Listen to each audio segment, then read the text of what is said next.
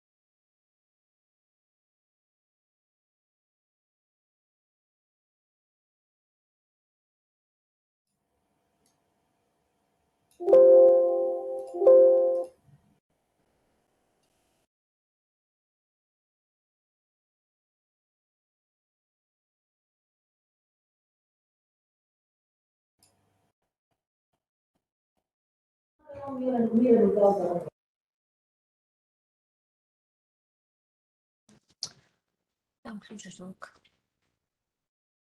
Pa iza...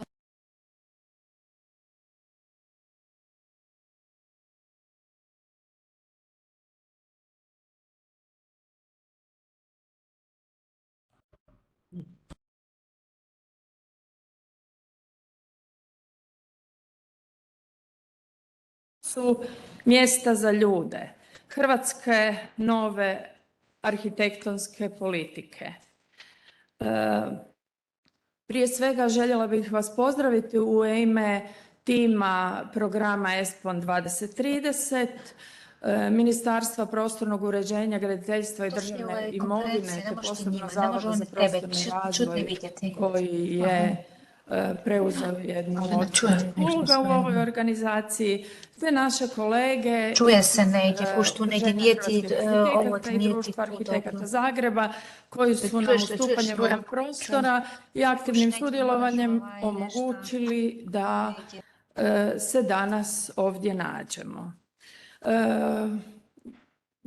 Ove godine bilježimo 10. godišnjicu hrvatskog pristupanja Europskoj uniji, pa tako i 10. godišnjicu našeg aktivnog sudjelovanja u samom programu ESPON. ESPON je jedan od programa za koje je zaduženo naše ministarstvo. Osim ESPON-a tu je još i program URBAKT namijenjen razvoju gradova i suradnji među gradovima. Zašto ESPON? Samo malo. Što je zapravo program ESPON 2030? Radi se o programu koji sufinanciraju države članice u manjem i Europska unija u većem dijelu, kojem je osnovna zadaća poduprijeti istraživačkim radom i razvojem različitih alata, mapa, atlasa i provedbom istraživanja, kreiranje europskih politika. To nisu samo politike koje se donose na razini Europske unije. To su i politike koje se donose na nacionalnim razinama, regionalnim ili razinama lokalne samouprave. Dakle, svako onaj ko sudjeluje u kreiranju politika može zatražiti od ESPON-a podršku i pritom reći kakva vrsta podrške bi mu dobro došla. ESPON ima nekoliko tijela kroz koja djeluje. To je ESPON-ov odbor za praćenje, s nama je tu i kolegica koja ima dugogodišnji staž u tom odboru, dakle Uprava za energetsku učinkovitost i programe i projekte Europske unije sudjeluje u radu odbora za praćenje. Zavod za prostorni razvoj je nacionalna kontakt točka, a preostala dva tijela koja vidite na ovom slajdu između su tijela samog ESPON-a, ESPON IGTC i upravljačko tijelo ESPON-a. O financiranju smo nešto rekli, dakle Hrvatska kroz proračun, državni proračun u razdjelu našeg ministarstva osigurava hrvatsku članarinu, odnosno hrvatski doprinos radu ESPON-a, a na sličan način to čine ostala resorna ministarstva zadužena u drugim državama članicama i još 4 dodatne države, Island, Lihtenštajn, Švicarska i Norveška. Zašto ESPON i što nam ESPON može, kako nam ESPON može pomoći? ESPON provodi, oni vole reći da proizvode teritorijalne dokaze, territorial evidence. Dakle, to je širok raspon rezultata istraživanja koji mogu biti ne samo istraživački znanstveni projekti, već različite mape, atlasi, alati, online alati, različite platforme koje su izrađene za zahtjev neke ili većeg broja država članica Europske unije i članica ESPON-a ili su rezultat zajedničkih potreba svih država članica koje proizlaze iz neke nove europske politike. U ovom proračunskom razdoblju ESPON provodi svoje aktivnosti kroz takozvane tematske akcijske planove. To zapravo znači da su teme kojima se ESPON bavi grupirane u tematska područja u okviru kojih se onda provode sve ESPON aktivnosti. Do sad su na snazi, odnosno postala aktivna 4 tematska područja, to su ova prva 4, klimatski neutralni teritoriji, upravljanje novim zemljopisima, geografijama, prostori i mjesta otporna na krize i perspektive za sve ljude i mjesta. Ova današnja naša radionica je nešto što je prepoznato kao jedna od aktivnosti upravo u ovoj 4. aktivnosti, 4. tematskom akcijskom planu. Preostala 4 akcijska plana koja vidite su prošla javno savjetovanje, obrađuju se primjedbe dobivene u javnom savjetovanju i do sredine ove godine bi trebali biti usvojeni, a onda i pokrenute aktivnosti koje će se kroz njih provoditi. Dakle, svi vi koji ste, vidim da ovdje ima i kolega iz županijskih zavoda, iz ministarstava, ukoliko prepoznate da je pred vama kreiranje neke nove politike, izrada nekog novog planskog, programskog, strateškog, zakonskog dokumenta, možete se obratiti ESPON-u i tražiti da za vas provede određeno istraživanje i izluči odgovarajuće informacije koje vam mogu pomoći u kreiranju vaših politika. Do kraja programskog razdoblja očekuje se nakon ove 4 još 2 do najviše 4 grupe, odnosno tematska akcijska plana. Kao što sam već rekla, ESPON nam može izraditi različita, provesti studije, izraditi izvješća, izdati publikacije, stvoriti interaktivne mape, različite zaslone, stvoriti baze otvorenih podataka, story maps, teško mi je to prevesti na hrvatski, zapravo treba ući u neko od njih da razumijete o čemu se radi.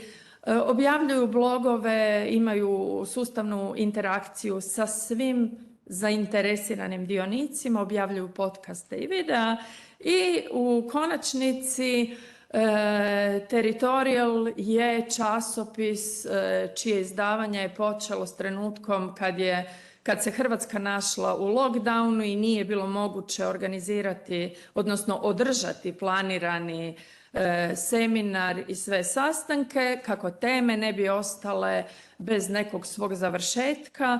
Izdan je časopis sa temama koje su za Hrvatsku bile u vrijeme predsjedanja prioritetne.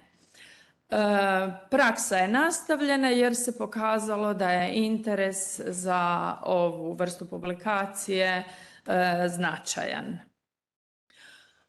Dakle, da ne duljim, već sam spomenula što sve ESPON organizira i što sve može za nas učiniti.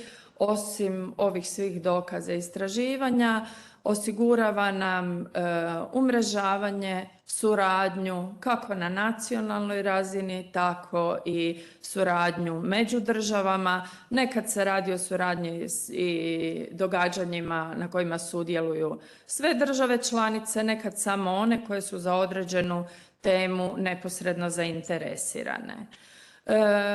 Iako se ESPON do sada koristio na nacionalnoj razini,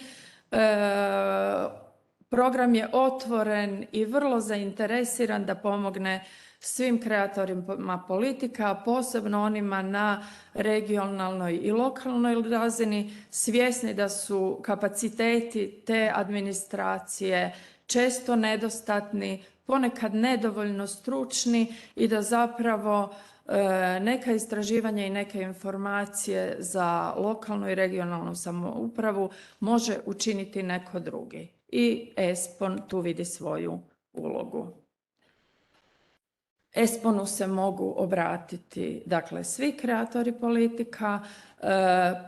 Portal ESPON-a je otvoren, pored toga sve bitne informacije dostupne su i na web stranicama našeg ministarstva, a pored svega navedenog mi bismo kao kontakt točka zapravo i odbor za praćenje rada ESPON-a bili vrlo sretni kada bi se osim ove koristi koju sam opisala mogli u sam rad ESPON-a, odnosno u provedbu istraživanja, aktivniju ulogu i preuzeti i naši istraživači, akademska zajednica, znanstvena zajednica, pa i sami studenti. Dakle, istraživanja su obično objavljena na web stranici, ali to nisu otvoreni pozivi, već se iza njih skriva zapravo javna nabava. Što znači da je potrebno stvoriti ili nastupiti kao ponuditelj ili se udružiti u zajednicu ponuditelja. Ukoliko ne znate tko bi vam tu pružio pomoć i surađivao s vama, tu opet mi kao kontakt točka možemo posredovati i pomoći vam. I u krajnjoj liniji svi podaci koje dobijemo kao rezultate ESPON istraživanja mogu biti ili iskorišteni za kreiranje politika ili za neki budući znanstveni stručni rad ili polazište za neki daljnji stručni posao.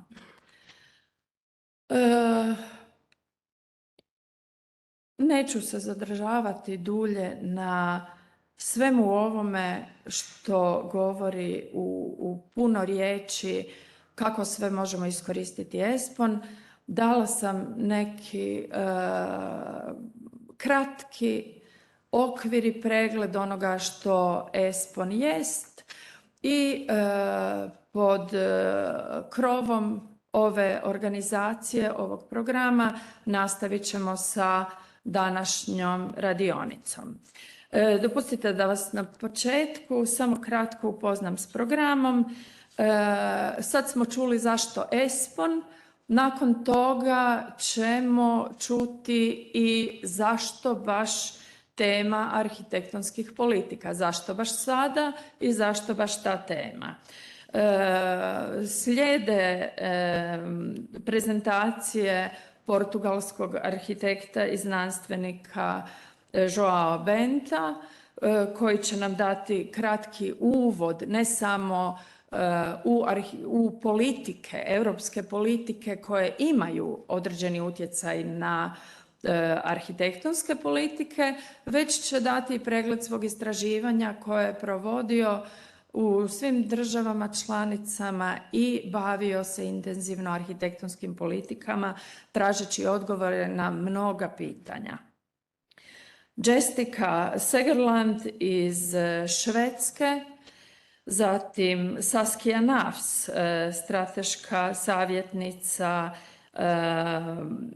odbora savjetnika vlade iz Nizozemske i gospođa Emma Harju iz Finskog ministarstva obrazovanja i kulture. Uključit će nam se nakon gospodina Joao Benta putem videokonferencije. Imat ćete priliku postavljati pitanje. Ja vas molim da priliku iskoristite na najbolji mogući način. Nakon kratke pauze i ručka imat ćemo 3 radionice. Možda ste primijetili, imamo 3 plakata koji su usmjereni na 3 teme. Prva tema je implementacija, druga tema je oblikovanje okruženja I treća tema je utjecaj. Nakon određenih radionica ponovo ćemo se uključiti u videokonferenciju, prezentirati rezultate radionica i kolega Joao Bento i kolega projektni voditelj iz Espona zaokružit će ovo današnje događanje i dati završne zaključke. Ravnatelj Zavoda za prostorni razvoj, gospodin Bojan Linardić, molim vas da zauzmete ovo mjesto.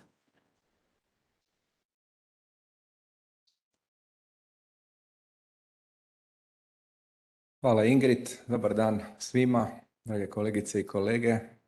Želim pozdraviti predsjednicu Hrvatske komore arhitekata, ovdje s nama naše domaćine, predsjednika Udruženja hrvatskih arhitekata, predsjednika DAZ-a, odnosno Društva arhitekata Zagreba, i drago mi je da smo se ovim povodom mogli ovdje skupiti, a pozdravljam i sve one koji nas prate online ili će nas naknadno slušati jer sve se snima, tako da će biti prilike da se i naknadno neke stvari možda ponove ili podsjete. It's my great pleasure that I can welcome our colleague Joao Bento. He's here with us live, and it's my honor to have him on this event. We met last time in Prague last year, and we was thinking about such occasion, possibility to make something like this. Thank you. Rekao bih osnovne stvari zašto i kako arhitektonske politike u ovom trenutku. Naime, kad sam došao u Zavod za prostorni razvoj prije 2 godine, odmah smo krenuli sa temom arhitektonskih politika na način da nas je još čekala zadržati konferencija Reuse Architecture, koja je negdje u travnju 2021. godine održana vrlo uspješno i gdje su neke osnovne, ako ne i većina tema načete i otvorena pitanja što i kako u narednom ciklusu sa hrvatskim prostorom i sa kvalitetom izgrađenog prostora činiti. Naime, kao što je poznato, Hrvatska je imala i ima dokument arhitektonskih politika koji je završen 2012. godine u formalnom smislu, a razdoblje se proteglo do otprilike 2020. godine kada je sastavljen i izvještaj o provedbi tih arhitektonskih politika i objavljena je publikacija koja je dostupna i na našoj web stranici. Što je taj dokument polučio? Kroz jedno 10 tema zadao je određene nacionalne smjernice što i kako u prostoru činiti ili ne činiti, kako provoditi određene procedure, kako postavljati određene standarde, kako kriterije odabirati za donošenje ispravnih odluka o svemu što se tiče postupanja određenih intervencija u prostoru.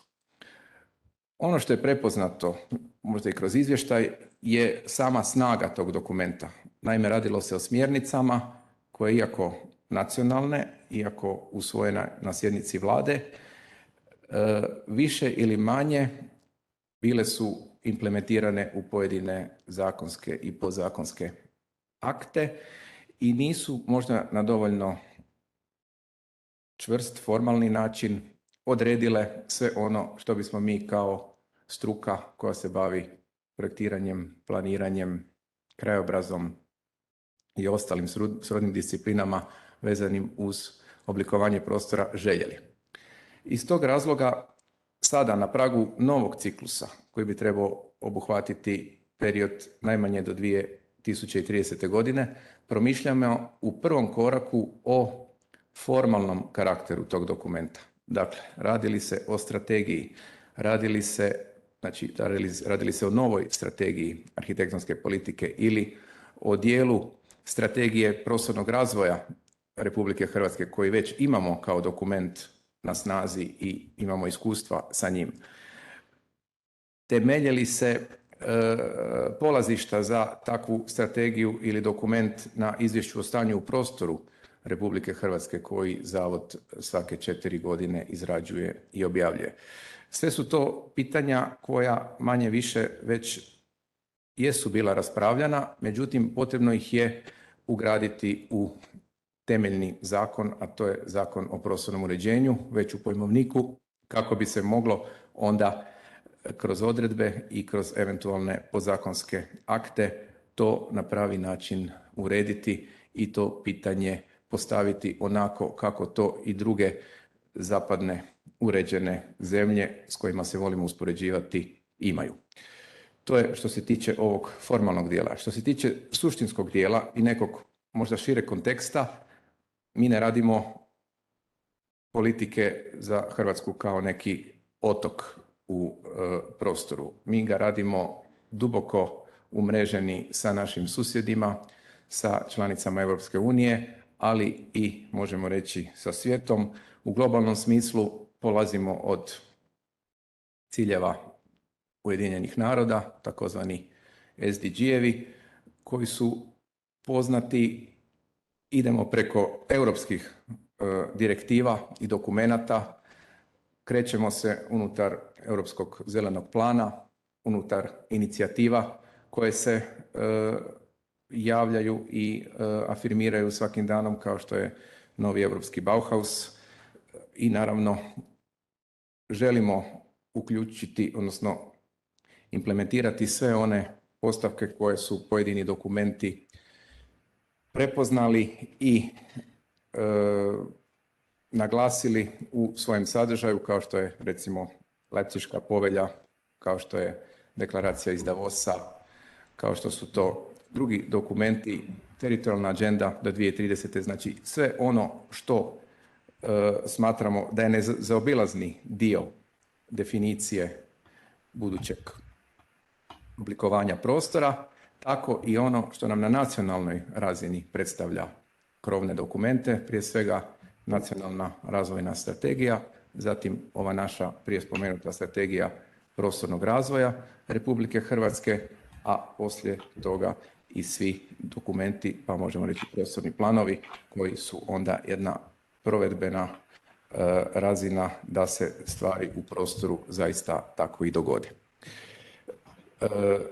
Kada govorimo o trenutku u kojem se nalazimo, možemo reći da je ono post-pandemijsko, post-potresno, post-krizno, ali činjenica je da krize i dalje određene traju. One su sada vidljive i u ovom energetskom smislu, permanentno su vidljive u okolišnom smislu, govorimo o klimatskim promjenama, govorimo o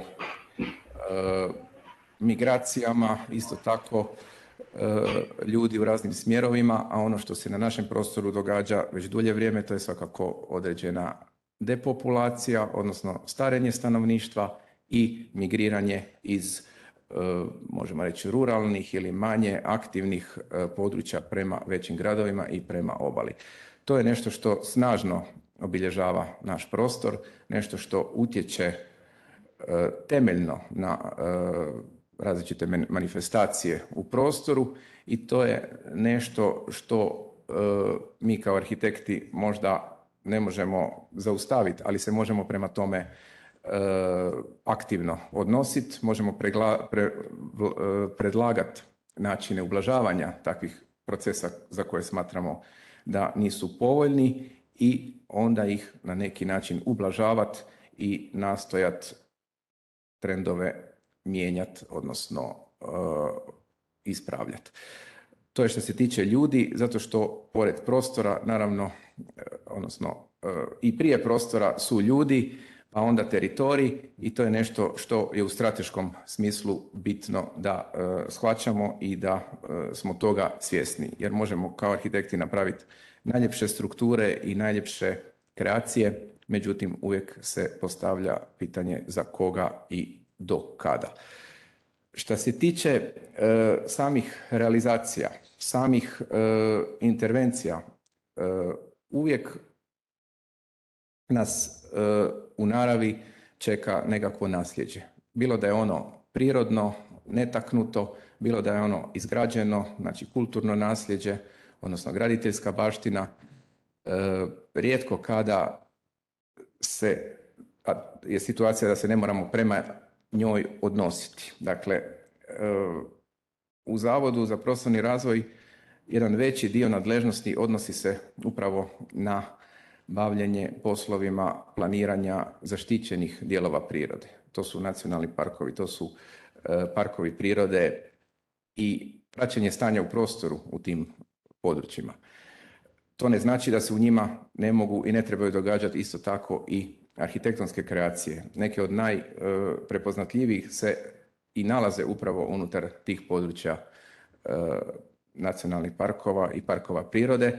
Međutim, i oni dijelovi prirode koji možda nisu formalno zaštićeni, isto tako traže ili da budu prepoznati, jer svaki dan čujem od nekog kolege ravnatelja da se još neko područje u njegovoj županiji smatra vrijednim i da zaslužuje zaštitu, pa se onda i mi koji djelujemo u tom prostoru trebamo isto tako unaprijed osvješćivati da je prostor u svakom dijelu prije svega dobrim dijelom neobnovljiv i da je u dobrom dijelu izuzetno osjetljiv zbog međuutjecaja svih ostalih dionika koji u njemu egzistiraju. Naravno da se uvijek događaju konflikti. Arhitekt kao inženjer mora se znati nositi sa konfliktima, mora ih znati rješavati, mora znati nuditi, predlagati rješenja i tehničke ideje, ajmo tako reći. Jer čovjek i sam u sebi često zna imati konfliktne zahtjeve. Želi da mu bude prometnica do čestice, ali ne bi htio da mu se čestica umanji. Htio bi da brzo negdje stigne, ali ne bi htio da bude onečišćen okoliš. Htio bi da bude dobro širokopojasno povezan, ali ne bi htio da bude zračenja i tako dalje. Naravno da je to moguće ostvariti, ali to je moguće ostvariti na isključivo pametne načine razmišljanja, na pametne načine rješenja, odnosno moguće je to napraviti jedino kroz interdisciplinarni pristup, kroz integralno planiranje i zato i je to svrha i cilj prostornog planiranja. Ono što ćemo danas imati prilike dotaknuti su upravo te pobrojane i druge teme kroz ova 3 poglavlja koja je kolegica Ingrid navela. U tom smislu očekujem kvalitetne zaključke, kvalitetne misli i stavove koje ćemo nastojati onda pri kraju našeg susreta formulirati i konkretizirati. I evo, još jedanput bi izrazio izuzetno zadovoljstvo što smo ozbiljno krenuli u posao. Želim vam dobar rad, ugodno iskustvo i rezultat neće izostati. Hvala vam.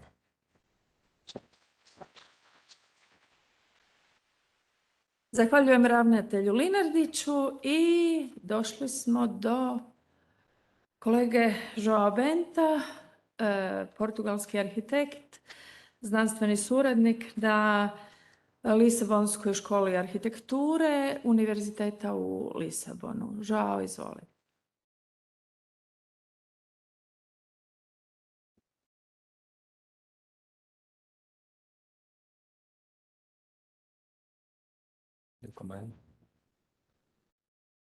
Well, hello, good morning.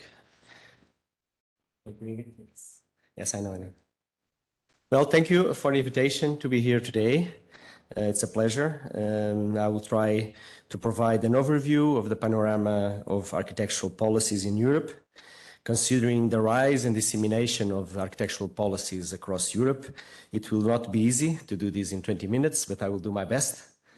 My presentation will be structured in 3 parts, basically. First, I will provide an overview of the architectural policies at European level. Secondly, I will present an overview of the architectural policies at national level, based on the preliminary findings of a European survey on the topic that I'm currently terminating, working with ACE. And finally, some conclusions about the transversal trends or themes across the different policy approaches. Looking at the first part of the presentation, the European architectural policy started at the beginning of the millennium, based on 2 pillars: the European Union's architectural policy documents or policies, and the European Commission's architectural and design initiatives. Both strands were recently reinforced with the Davos Declaration of Baukultur and the European Commission New European Bauhaus initiative. Looking at the first pillar, historically, the first European policy relating to architecture was the Council Directive of Architects in 1985.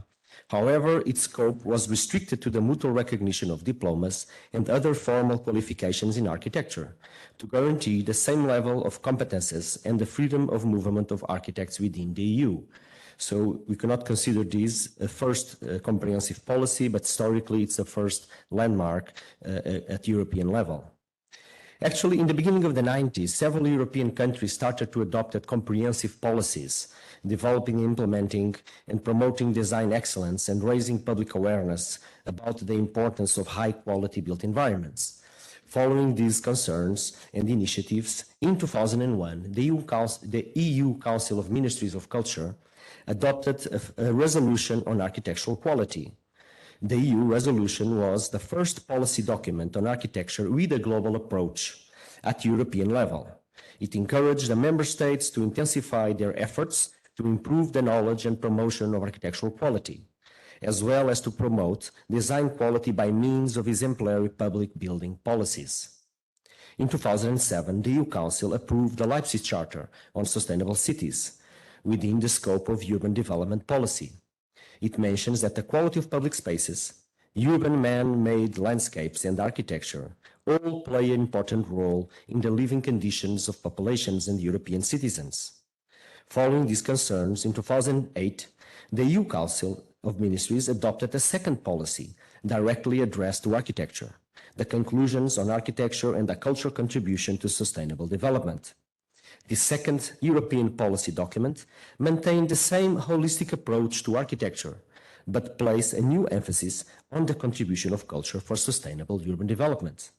Since then, several other policy international developments occur across Europe, such as the UN 2030 Agenda for Sustainable Development, the Urban Agenda for the EU, or the revised new Leipzig Charter, which reinforce the importance of high-quality design in public spaces for the common good.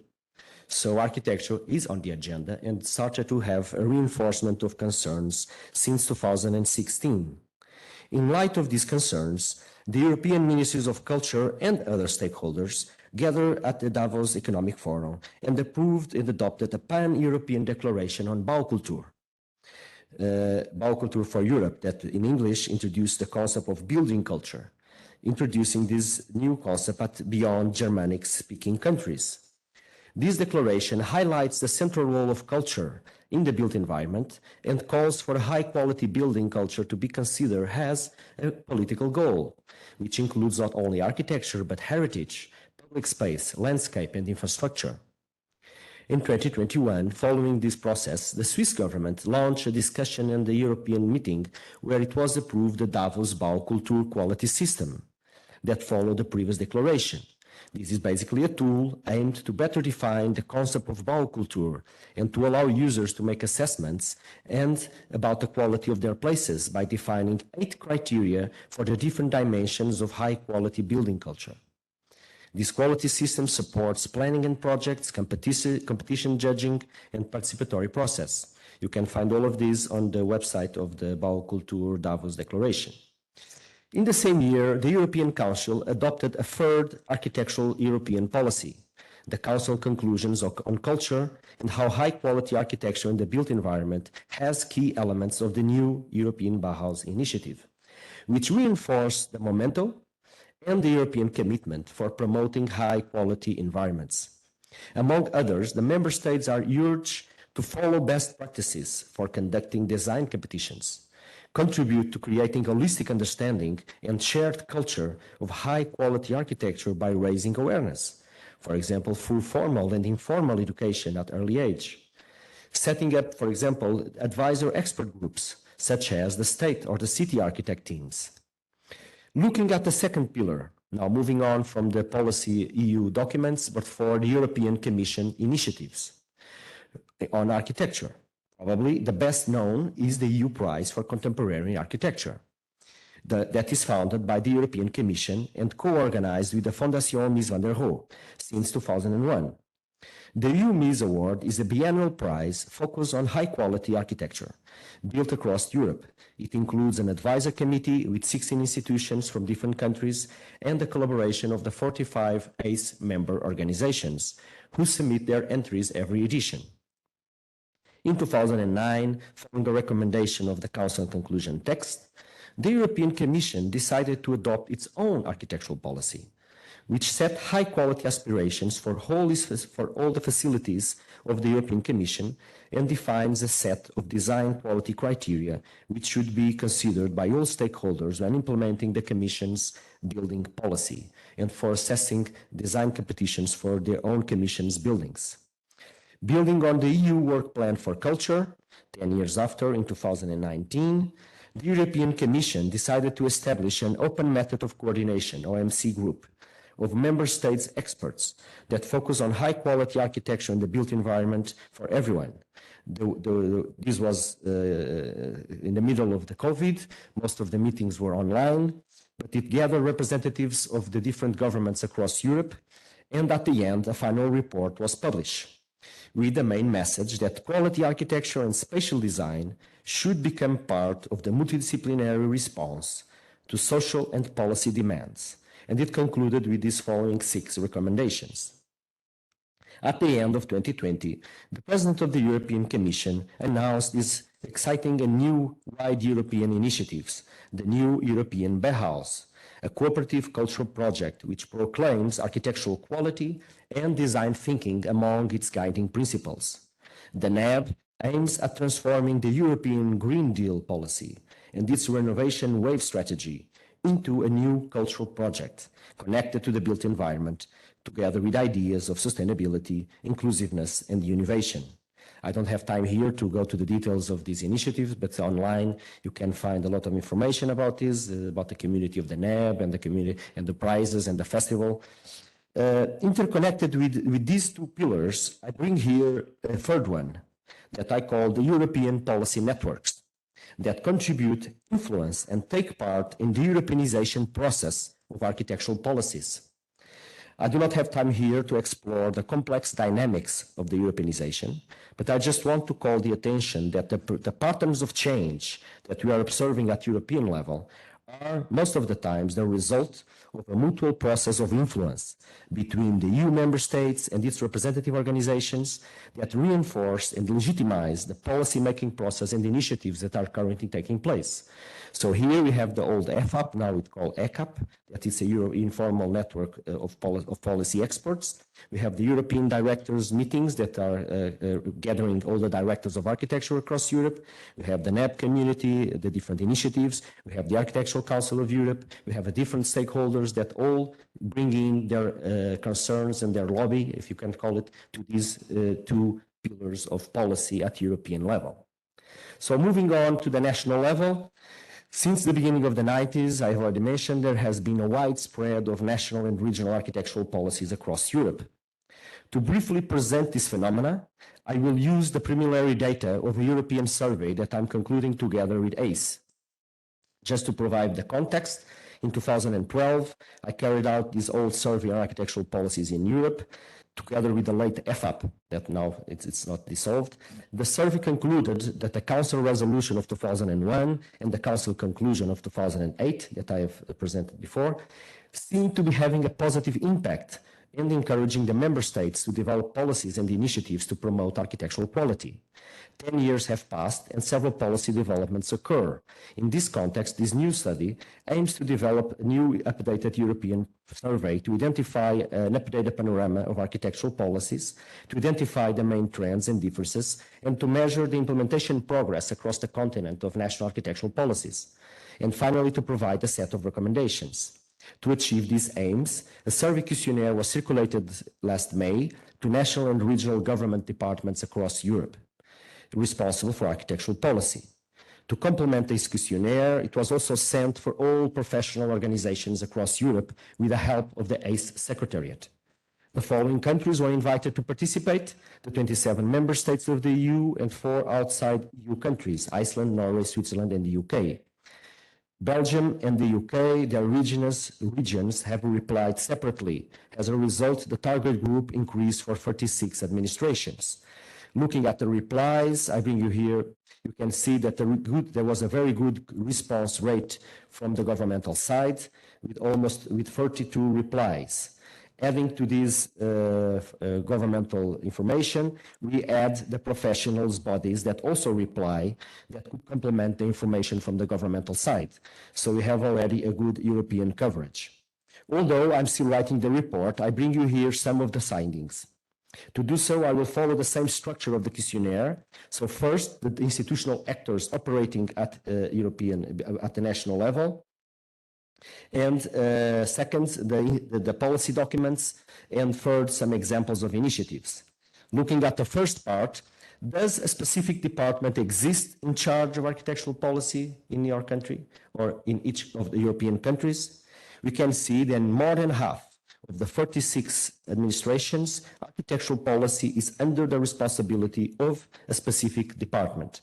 In the other countries, architectural policy is a shared policy between 2 or more departments or between 2 or more ministries. In the cases where the policy is under the responsibility of a unique department, it is possible to observe that the remit and the configurations of the departments is diverse. This means that it has also other competences than only architectural policies. Sometimes it's in the cultural art department, sometimes it's in urban development and town planning departments. With the exception of some countries, it is worth mentioning that most of these departments only started to have responsibility for architectural policy in the last 10-20 years. For example, Wallonia has created a specific division, Wallonia from Brussels, from Belgium, has created a specific division, the architectural unit, that is supporting public clients in organizing architectural competitions and promoting a design cultural agenda at the Wallonia region of Belgium. So if you look at the location of these departments inside the different administrative structures, the majority of these departments are within the remit of the Ministries of Culture or in the Ministries of Environment, Urban Development. Only in few countries, architecture falls within the sphere of activity of the Ministry of Public Works or Interior. It is interesting to notice that in several countries, they have set up the position of state architect or chief government architect to provide design leadership and strategic advice to government to improve the design of public buildings, promote spatial quality, and foster a place-making culture. Although in some countries this position is long been established, in several others this is a relative recent phenomena within such a public administration. For example, in Sweden, they just as recently established this position some years ago in 2018. One of the main outputs of the policies has in fact been the establishment of design cultural institutions. Here is just a sample. This includes those organizations that are funded by the public sector, which can be integrated within the public administration apparatus, such as a museum, or may have an independent status. Since the beginning of the 90s, that a growing number of these new design cultural institutions have been established all over Europe, both at national and local level, promoting and raising awareness on the cultural value of architecture and the built environment. Passing on to the different topic, the second of the survey, does the existence of an official publication outlining governmental policy on architecture exist? As we can see, 10 years ago, in 2012, half of the administration already had such a policy on architecture. Now, 10 years later, this number has increased. Today, almost 75% of the European countries have some type of official document on architectural policy. Looking at the European map, this was the situation in 2012. We can observe that besides the countries that had a policy, several others already mentioned that they were planning to adopt one. However, after analyzing the different documents, looking at the current situation now, we can see that most EU countries have a policy, and 5 are also planning to adopt one in the near future, namely Germany, Greece, Italy, Romania, and Poland. They all replied that yes, we are planning and we are working on it. Of course, the policy-making process can be short or long. We don't know if it will take much time or not, but they say they have this intention. If you look at the geographic distribution of the different types, after analyzing different documents, we can see that there were 3 main types of policy approaches: legislation, comprehensive policy, and sectoral approach. If you look at the geographic distribution of the 3 different types, this was a situation in 2012, it is possible to observe that the comprehensive policy, type 2, has been adopted by the majority of the countries that had a national policy. Again, this is in 2012. Type 1 legislation was only adopted in France and Sweden, and sectoral policy in southern Britain and Cyprus. Since then, several changes occur, so I'll just briefly jump to these developments. Looking at the first type, the legislative approach, the Catalonia government approved its first law on architecture in 2017.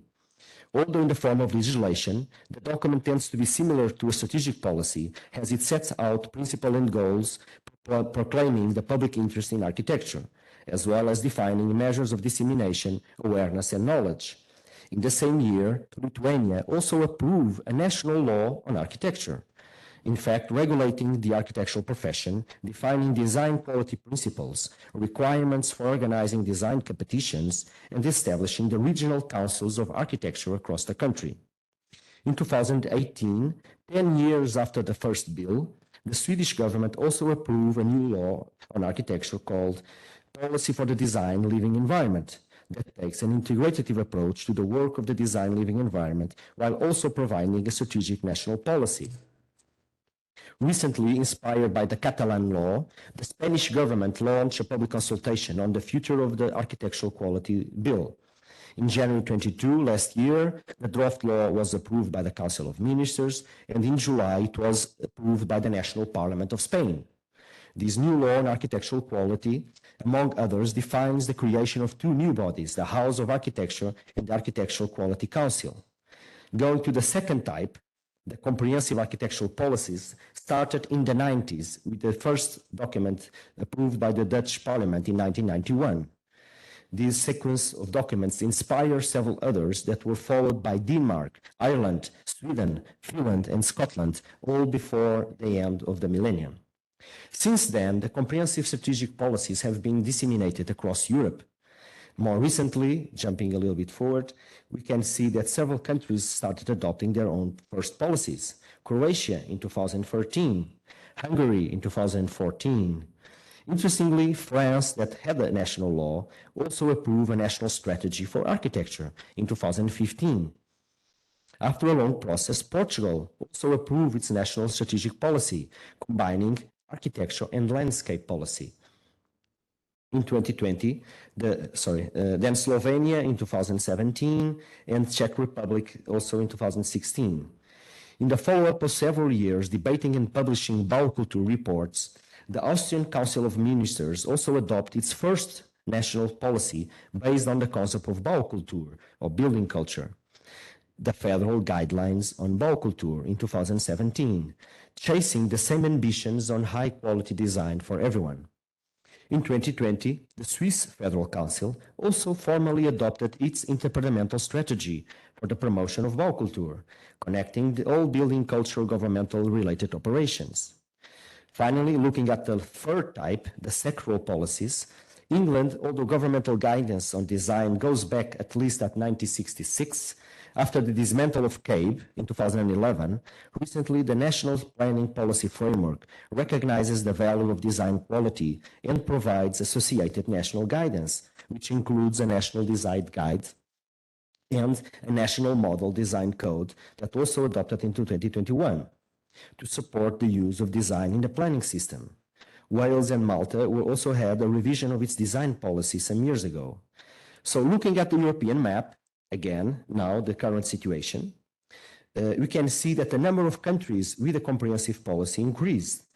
Now, instead of 2 states with legislation, we have another 2 countries, Lithuania and Spain, plus the region of Catalonia.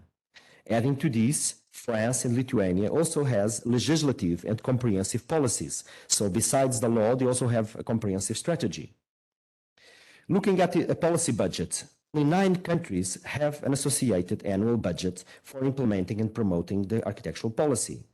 We can see that France and Switzerland have a massive budget compared with the other countries. However, this number needs to be clarified because it also includes all the heritage and the architectural heritage and restoration budget. So it's not only promotion of architectural quality, it also includes all the cultural ministry for heritage of architecture. So that's why it's such a high. So looking at the progression of the architectural policy documents, so all the 3 types together, it is possible to observe that there is a growing tendency for the number of countries with this type of policies operating at national regional level.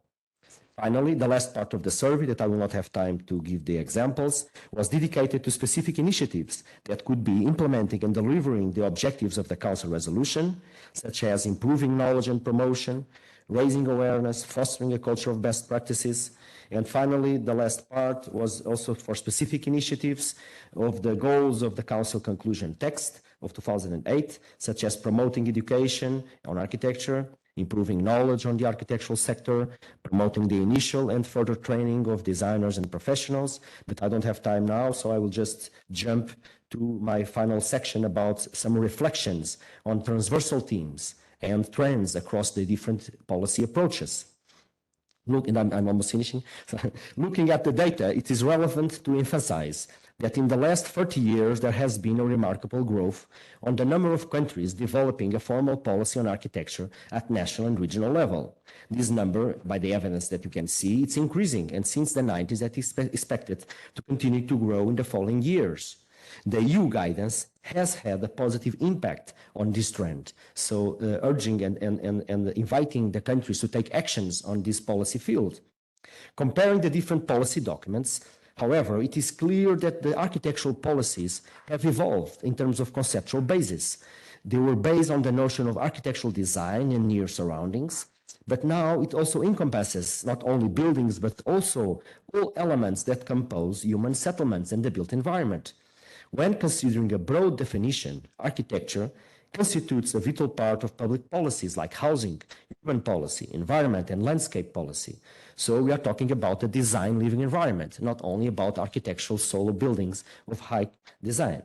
So all the policies present a common discourse of the value of design quality and its importance for the quality of life.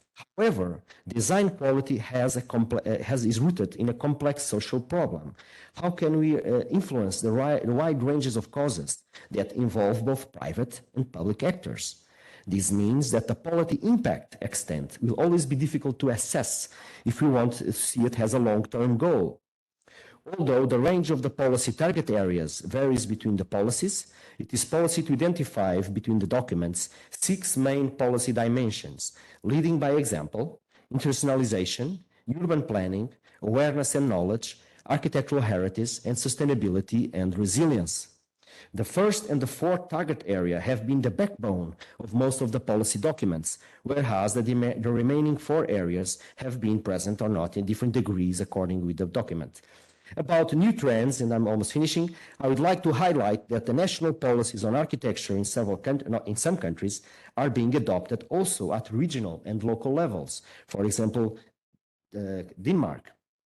Almost 1/3 of the country has municipal architectural policies approved at the city level.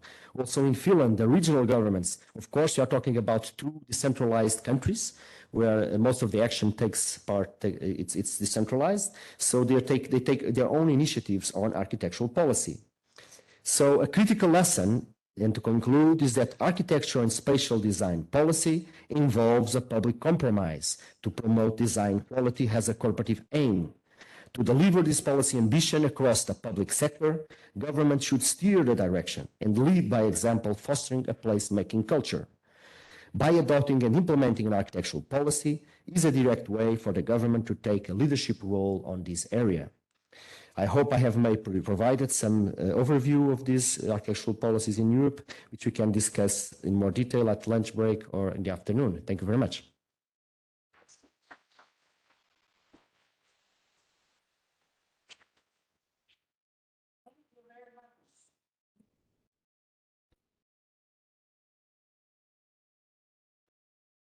Thank you very much, Joao.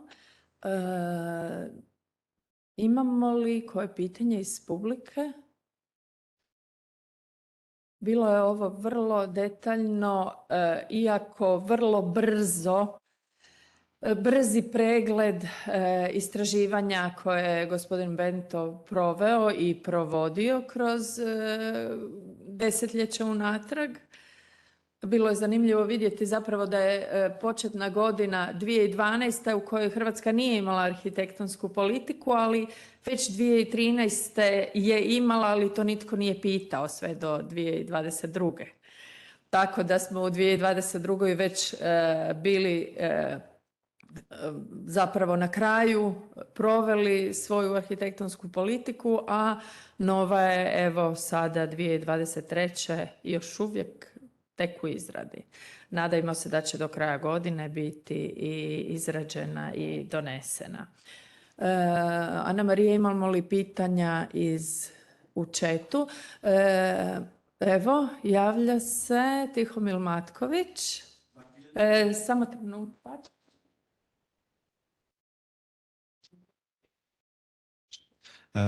Jedno pitanje. Od ovih arhitektonskih politika koje ste studirali, koliko je njih popis želja, a koliko su provedbeni, odnosno dokumenti koji su obavezni za provedbu kada radite neke aktivnosti u arhitekturi? Thank you. Well, it's difficult to say in a quantifying manner. We can say that in several countries, actually there are people that take ownership of the documents and they are trying to make change. They are department or they are division or there's only individual people that are actually trying to pursue the goals. But you can say you can also see the other side of the coin, that you have some countries where the document is very powerful in terms of ideas, but is at the end it's on shelf. So it's not actually being implemented or pursued as a goal by someone. So we should ask who is doing it, what action are being put in place. So I would not like to say that and that, point the finger, but I think the report will need to show that issue and reflect on the difficulty of implementation when there is no resources or there is no budget. How does this document can pass from the ideas and the good Welsh thinking, that's how you say it in English, and bring it to the reality of the local level. So how can you go down and actually influence what's happening on the ground? Thank you, Joao.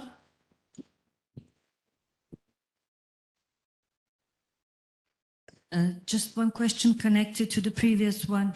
Can you point any good case example or good state example in that terms of application of the architectural policy? Well, there are several. There are several examples. I just mind just remember Ireland. I can say another ones, but Ireland had a policy from first draft public consultation document on 96 that was only formally approved in 2001. So the action plan actually only began in 2002.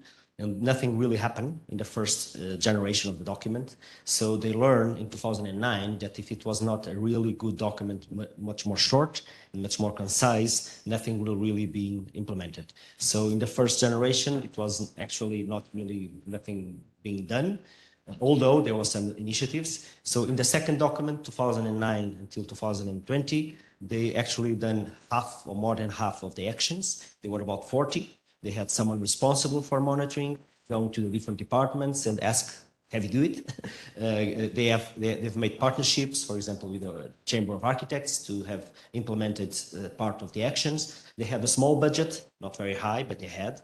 I think it was 4,000 euros per year. That with the crisis, it was cut down.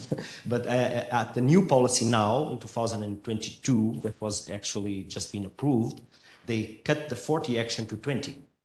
And they said, now we can only have 20, and we're going to be directly who we do what. They just made the list of who is responsible for what. And they are focused at the end of this new policy that will be actually be implemented. So this is an example of how did they learn with the policy process along 20 years, and how did they started to understand that this had to be very precise measures, very identified stakeholders, who are going to do what, and let's see how it goes. We don't know at the end. Thank you. Any more questions? No?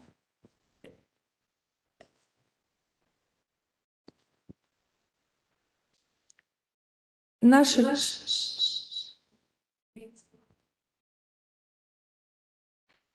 sljedeći...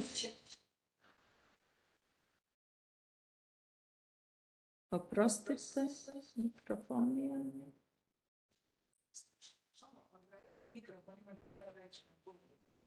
Da, evo ugasni.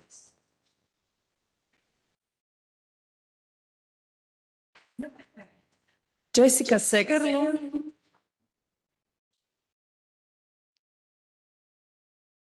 Jessica Segerlund, Švedski nacionalni centar za arhitekturu i dizajn. Režija, molim, uključite nam gospođu Segerlund. Tu ste. Gospođo Segerlund, dobar dan, dobrodošli. Welcome to our workshop. The floor is yours. Good morning. Can you hear me? Yes, we do. We do. Good. Then I'm going to do the little, let's see here. I'm going to share my screen. And I do hope that you can help me if you can see what I see. Do you see my screen and do you hear me? Yes, we can see you and we see the presentation as well. Oh, good. You can Good. go.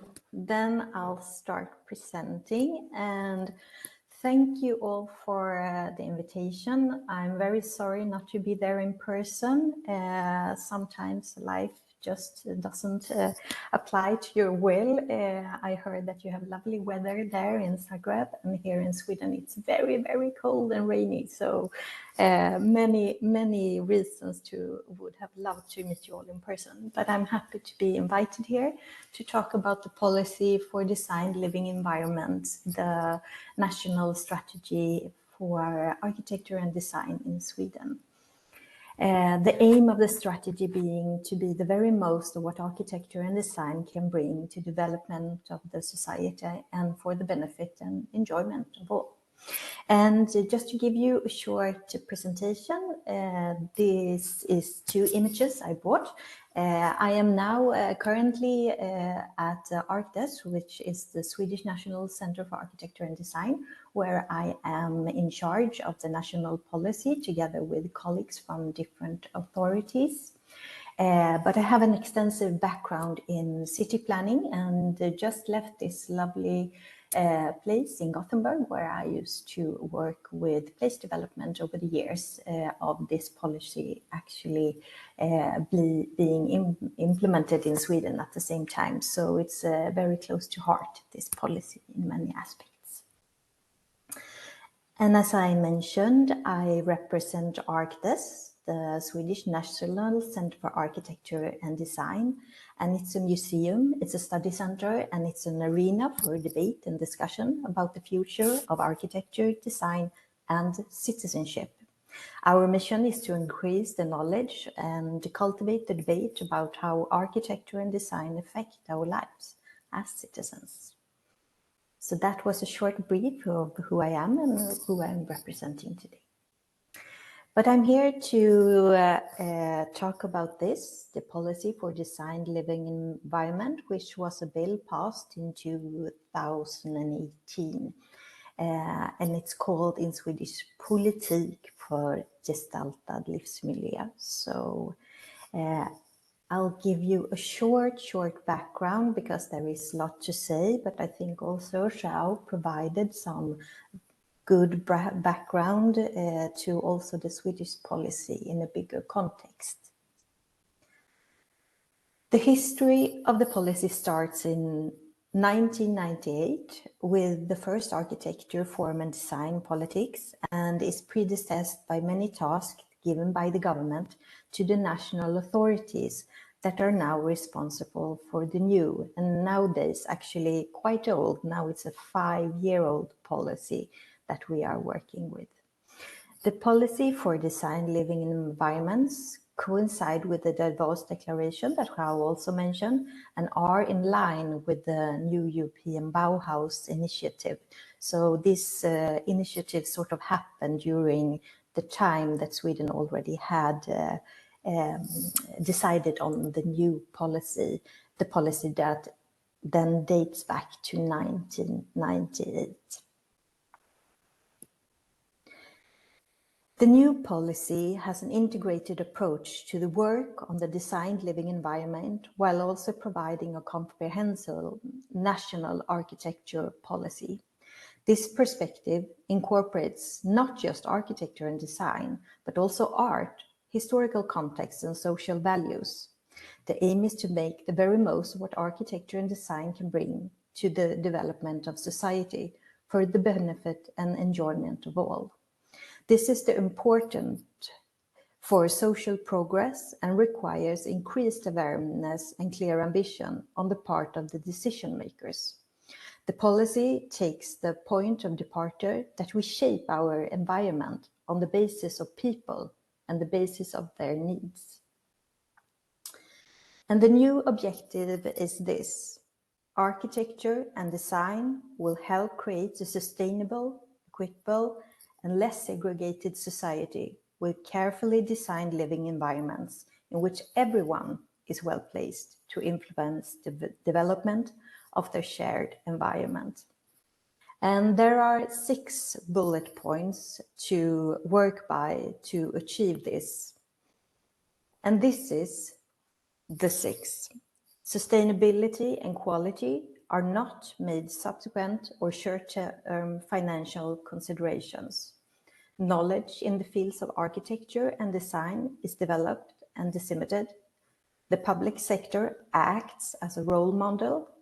Aesthetic, artistic, and cultural assets are preserved and developed. Environments are designed to be accessible for all. And cooperation and collaboration are developed both nationally and internationally. And as Xiao also presented and said, this is also in the Act of Planning and Building in Sweden. So we have legal support to work with the policy. There were 4 national authorities that were assigned and chosen to coordinate the work together to stimulate and develop methodologies. And this is done in form of a working group and a steering group. The national authorities that coordinate is the National Board of Housing, Building and Planning, ArcDes, which I represent, and the Swedish National Heritage Board, as well as the Public Art Agency. We all have different tasks, and we answer to the Minister of Culture as well as the Ministry of Rural Affairs and Infrastructure. So, for example, the tasks that the government has given ArcDes is to work to achieve the goal of architecture design and, design, there's a lot of design in that sentence, to follow up and evaluate the impact of architectural policy, and if necessary, propose measures to strengthen the fulfillment of the goals. And this is done by a yearly report that me and my team give to the Ministry of Culture, and that is distributed to the government. So a yearly report following up the impact of the policy, and which we also state different ways of strengthening the fulfillment of this. We also worked with work and get financed from the government for doing practice-based research, which is another strand in our work. The National Board of Housing, Building and Planning has the monitoring task, and they also coordinate the four.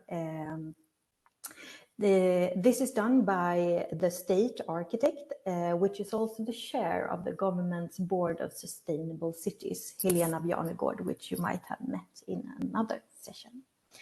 Other tasks given to the National Heritage Board was to gather and report information about positive examples and ways of which cultural assets can be integrated and preserved in planning and building. The Public Art Agency got tasked to promote a greater knowledge of the role of public art in shaping and of shared environments to enable the interaction of art, architecture and design in various new build or redevelopment projects. And they also had a clear task to undertake this in partnership with other agencies affected. We do a lot of joint activities to implement the policy, an annual conference, and what we call the Spotlight of the Year, which is where the agencies put a special recommendation or like a prize on cities in Sweden who has done work well worth mentioning in a bigger context once a year. We also do internal and external education and training within the policy area. This is both in our own organizations, but as well as out in the municipals and regions of Sweden. We do research announcements together and the follow-up report, as I mentioned. We are all a part of the Sustainable Cities Council, and we do also hold a large number of external contact and networks that we coordinate together, and also, of course, communication of the work. There are also other stakeholders, of course, affected by the policy, which are the agencies managing property. They have a particular responsibility in the respective context, and therefore these agencies are monitored by the government. So, as I said, the policy of design living environments are governing for the state in Sweden and guiding for the regions and municipal. And ArcDes yearly measures how the policy is implemented. And this is done by looking at the national authorities and also the regions, but also the municipals. This is a map showing basically of the 290 municipals in Sweden, how many who has adopted an architectural policy, which is actually by now, I think 147. So numbers showing that we still have work to do in the implementation, but we are 5 years in the policy and we can see a great achievement. And the implementation is done by the strategy of building and spreading knowledge, building the networks, policy regulation, and also financing stimulation. And as stated before, we are also a part of the Council for Sustainable Cities, And according to the government mandate, the Council for Sustainable Cities make use of their experience and relevant knowledge in sustainable urban development and conduct dialogue, collaborate, and involve actors at the national, regional, and local level. And in this way, opportunities are created to develop new forms of cooperation between authorities, regions, municipals, business, and civil society. The primary target for the group is the work of implementing the strategy in the Swedish municipals. So to develop methods really show what's not just good practice, but next practice, we use the platform of the Council for Sustainable Cities to develop cases like, for example, this, the visions of the North. The northern Sweden is changing rapidly with the green transition, and there is a desperate need for housing, for example. The need pressures the small municipal structures immensely, and the visions of the North is where the Council got together to integrate their knowledge and inspire the municipals to act on the policy. The sustainability questions, the quality, the inclusions are at risk when social changes are moving rapidly, like in the northern parts of Sweden. So the collaborating authorities with the Board of Housing and Building and the Formas and Vinnova, which is state funding authorities of research, but also Artes as part of the architecture and design, and also the Energy Agency. And we collaborated with six municipals, and we invited 11 multidisciplinary teams to sketch for visions of this change and transition that is happening in the North. So the Council of Sustainable Cities sort of taking their knowledge and providing some space for thought and hiring the expectations of what we want to see in the quick development of the northern of Sweden in terms of the green transition. So to round this off, the important part of the Swedish policy is the holistic view. And in our yearly report, we work closely with the researchers and discussing the implementation of the policy, how architecture and design actually can help to create sustainable, equitable, and less segregated society in which everyone is well placed to influence the development of their shared environment. And what we see is that we have to work with these knowledge, tools, power, commitment, will, and leadership, and really start talking about how to do this. And some findings during these years about implementing the policy is that change processes are becoming more central, and thus the emphasis is needed on meetings and social learning, which is really important in getting the policies down to the ground where it actually happens. And we also see that design as a method is a need both in the implementation of the policy and in the building of our new society, to use the design tool in a better way. Design methodology being listening, understanding, and perceiving the tactic knowledge. So using this both in the implementation, but also in of the policy, but also in the implementation of the designed living environment. But also we see and we need to look at the design living environment in the comprehensive level. It's important to not see this or view this as only objects. It's a zoom in, zoom out of understanding scale and understanding both the need to work very locally, but also in a more comprehensive way, zooming out.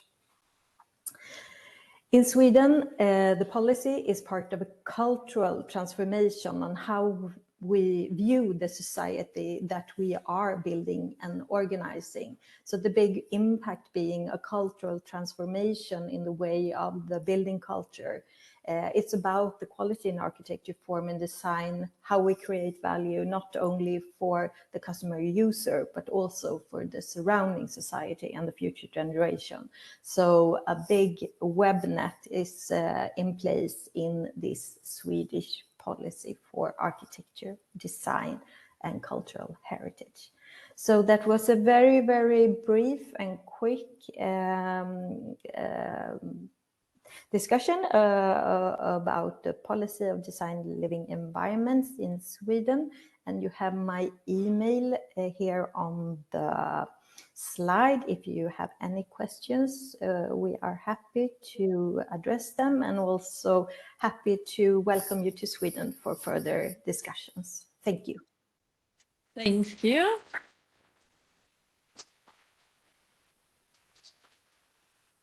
Imamo li pitanja Imamo? Ne znam, Hrvatska ima drugačija zemlja s hrvatske sistem. Znači, očito imate znači tijela, profesionalno zaposlenima,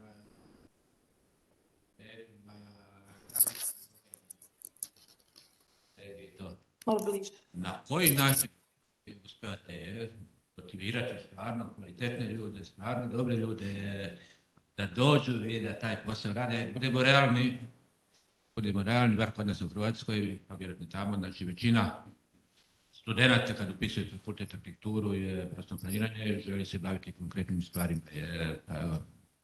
Da li su to nekakva sredstva, plaća, recimo kod nas, budemo isto tako, kvalitetnog čovjeka dobiti je bilo u ministarstvu, bilo negdje jako teško, znam kakve su nam. Čisto ovako. Hvala na pitanju.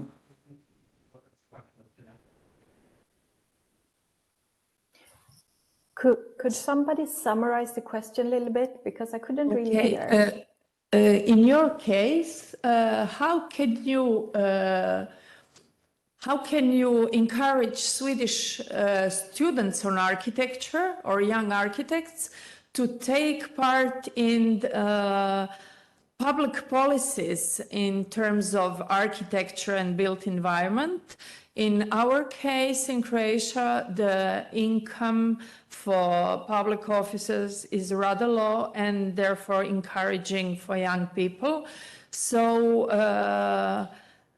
our colleague is wondering what happens and how can you get the high quality personnel to take part and to influence to architectural policies to make some significant impact, such as this you just presented? I think there are different strands of getting people engaged and also the students engaged. There is extensive programs of research that we have, that we work with, which puts the role of the municipals in a well-placed position to apply for those. Also, what I showed with the Visions of the North is an example of trying to engage both the municipal architects, but also combining that with the architects more out on the field, so to speak, and putting them together in a room, creating this dynamic of understanding the possibility and the very interesting collaborations that could emerge from that. So I think we work both with academia networks, with open calls, and also creating situations like the Vision in the North, where professionals from both the municipal areas as well as business meet and explore the possibilities of the policy. Okay, thank you. Jeste zadovoljni odgovorom? Da. Očito je suradnja između privatnog i javnog sektora i akademske zajednice vrlo dobro uspostavljena i pomaže da je utjecaj arhitekata u Švedskoj značajan. Ja imam... oprostite. Joao, just the mic, please. Thank you. I was just wondering if you could just give more explanation or information. You mentioned that there are 4 national agencies, or you call it national authorities, that are responsible for the policy implementation in terms of national administration. You also mentioned that you meet and discuss how many often does these meetings take place, and it's important to have this inter-ministerial coordination. What is the role of the state architect on these processes, and how does the Art Desk position itself in terms of the implementation plan, if it takes an important role? I don't know, it's not divided between, I know you have different tasks for each of those agencies. I don't know if you could add just a little bit more information about that. Thank you. Yeah, if I heard you correctly, you asked about how often we meet, and the steering group in which myself is part of, as well as the state architect, Helena Bjarnegård, and 2 of our other colleagues. We meet approximately 6 to 8 times a year, and there is a working group meeting in between that more often. And they sort of are the executive on our joint working plan. The state architect is, as I said, the chair of the Council for Sustainable Cities, in which Arctes is one of the national authorities. So the relationship between the state architect and Arctes is that Arctes is responsible for the questions in regards of architecture and design, whilst the Board of Housing is more responsible for national planning and that sort of which architecture is of course included. So there is no other persona more than our state architect that actually shares the different authorities in both these meetings that I said. We have approximately 6 to 8 per year, but also the connection to that being that she also shares the Council for Sustainable Cities. Okay.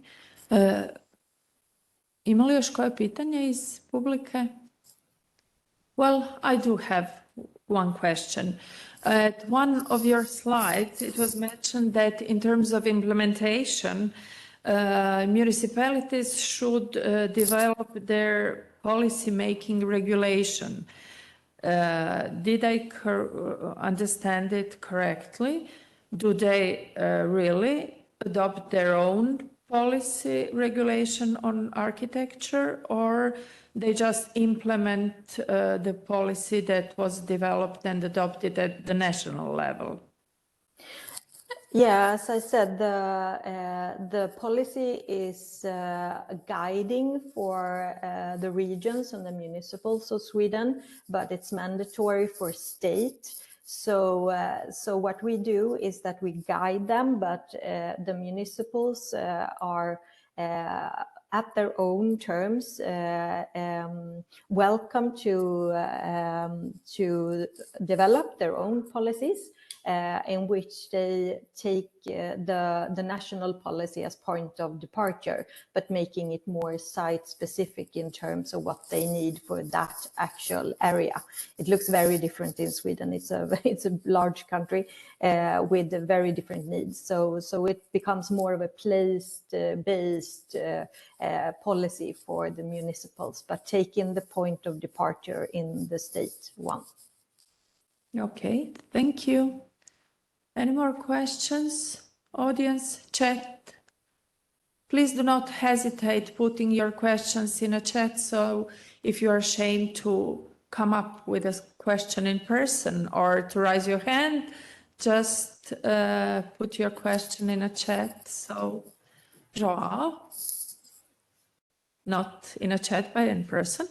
Sorry, I just want to just ask you some question very briefly, not very extensive. You are in charge of research. ArcDesk is a cultural center. So what I realized that the policy deliver the task of research and architectural policy in the ArcDesk. So you have a think tank division. That's something that is very innovative in terms of the European panorama. I don't know if you can tell us a little bit more about it. Yes, thank you. Yes, we do. At ArcDesk, we have organized the handling of the policy and working with the policy within something that we call the think tank, which I head. And it's like a department within the center that works with the policy exclusively. For example, has this research-based tasks and tests that we work together with municipals all over Sweden. So we take up sort of a joint work with, for example, this year we're going to work with the city of Malmö, since some of you might go to Copenhagen, which is just across the bridge from Malmö. That has the year of architecture. So as a part of that, we're working with Malmö in 2 places on research-based practice, bringing in architects from all over the world, but also locally, to work with 2 areas in Malmö and explore the policy and the policy makings at the local level. So that's a part of the think tank, and we also hand out research money for researchers to work within the field of the policy.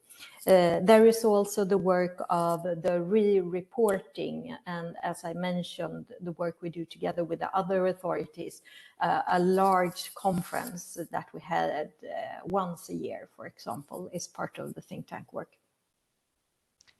Okay, thank you. Any more questions? No. So, Mrs. Segerlund, thank you very much for now. Thank you. Thank you for having me. Yeah, it's a pity that you couldn't come here and be here in person, but hopefully it will happen at some next occasion. Hopefully. Good luck with the conference. Yes, thank you very much.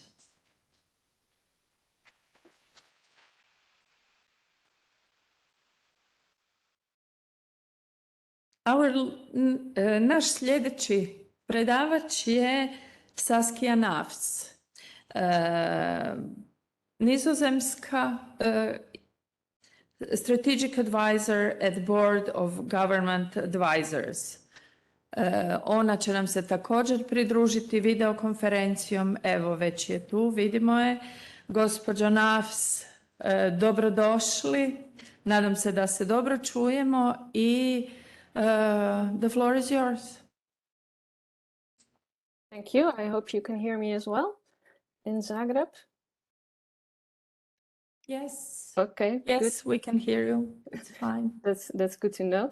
Hello, everyone, and thanks for having me. Although I couldn't make it to Zagreb, I'm glad I could join you online, and I would like to thank you for the invitation to be part of this inspiring conference on architecture policy.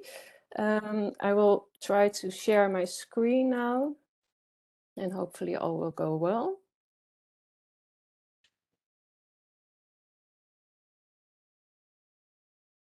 And if you could just let me know if you can see my screen, all right?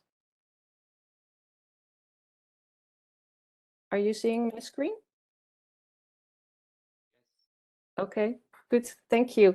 I will briefly talk you through our architectural policy from the Netherlands. It's called the Action Program for Spatial Design, and the title is Design Connects. As Ingrid said, I'm representing the Board of Government Advisors from the Netherlands, and we are one of the parties that's tasked with executing the Action Program for Spatial Design. And I will tell you more about what we do at the board and what type of work we do in promoting spatial quality and spatial design. But first, I would like to give you a little bit more context about the action program and also a little bit more context about the Netherlands. I thought that would be good for you to hear. So as João already said, we are one of the countries with the oldest architectural policy. We started having an architectural policy in 1991. This architectural policy was geared specifically towards high quality architecture. We've had 5 of those specific architectural policies. And in 2012, we started really to have a more broader, or as João called it, a more comprehensive policy on spatial design in the broadest sense. So that doesn't only include architecture, but it also includes urbanism, landscape architecture, and art as well. So this first spatial design policy dating from 2012 already specifically addressed the societal challenges that we are facing, or we were facing back then in the Netherlands, and the role that spatial design can play in addressing these societal challenges. I will skip now to the current action program for spatial design and tell you a little bit more about that. And then I will continue to give you a few examples of how we are working on those action lines from the Board of Government advisors. So really the goal of this current action program is to stimulate the use of spatial design to promote high quality living environments, and at the same time addressing these big societal challenges that we are facing. And I will tell you a little bit more about that, but when I say societal challenges, it's good for you to know that in the Netherlands we are facing multiple crises, as we call them. Not only do we have a current housing shortage, so we're facing a housing crisis, we're also facing a nitrogen crisis caused by intensive agriculture and industry. Well, there's a few transitions that we are facing at the moment. So we are looking to change our economy into a more circular economy. We are trying to change our agricultural policy more into a sustainable agricultural policy, and we're also facing an energy transition. Well, I will speak a little bit more about that, but it's important to notice that this action program is very much related to these societal challenges in the Netherlands that all have a spatial component. So all of these big changes that we are facing, they have to land somewhere within the space, the limited space that we have in the Netherlands, as we are a relatively small country. So it means that we have to look for smart solutions and trying to combine the spatial design solutions to these challenges. A little bit more about, sorry, I forgot to mention that the policy document that the action program is related to most, and it's also mentioned in the document that you can read through the website, is our national strategy on spatial planning and the environment. And that's a policy document from the Ministry of the Interior. And it's also good for you to know that this action program for spatial design is not only the design policy from the Ministry of Culture, but it's a joint policy by the Ministry of Culture and the Ministry of the Interior. I said before that the action program is closely related to our national strategy on spatial planning.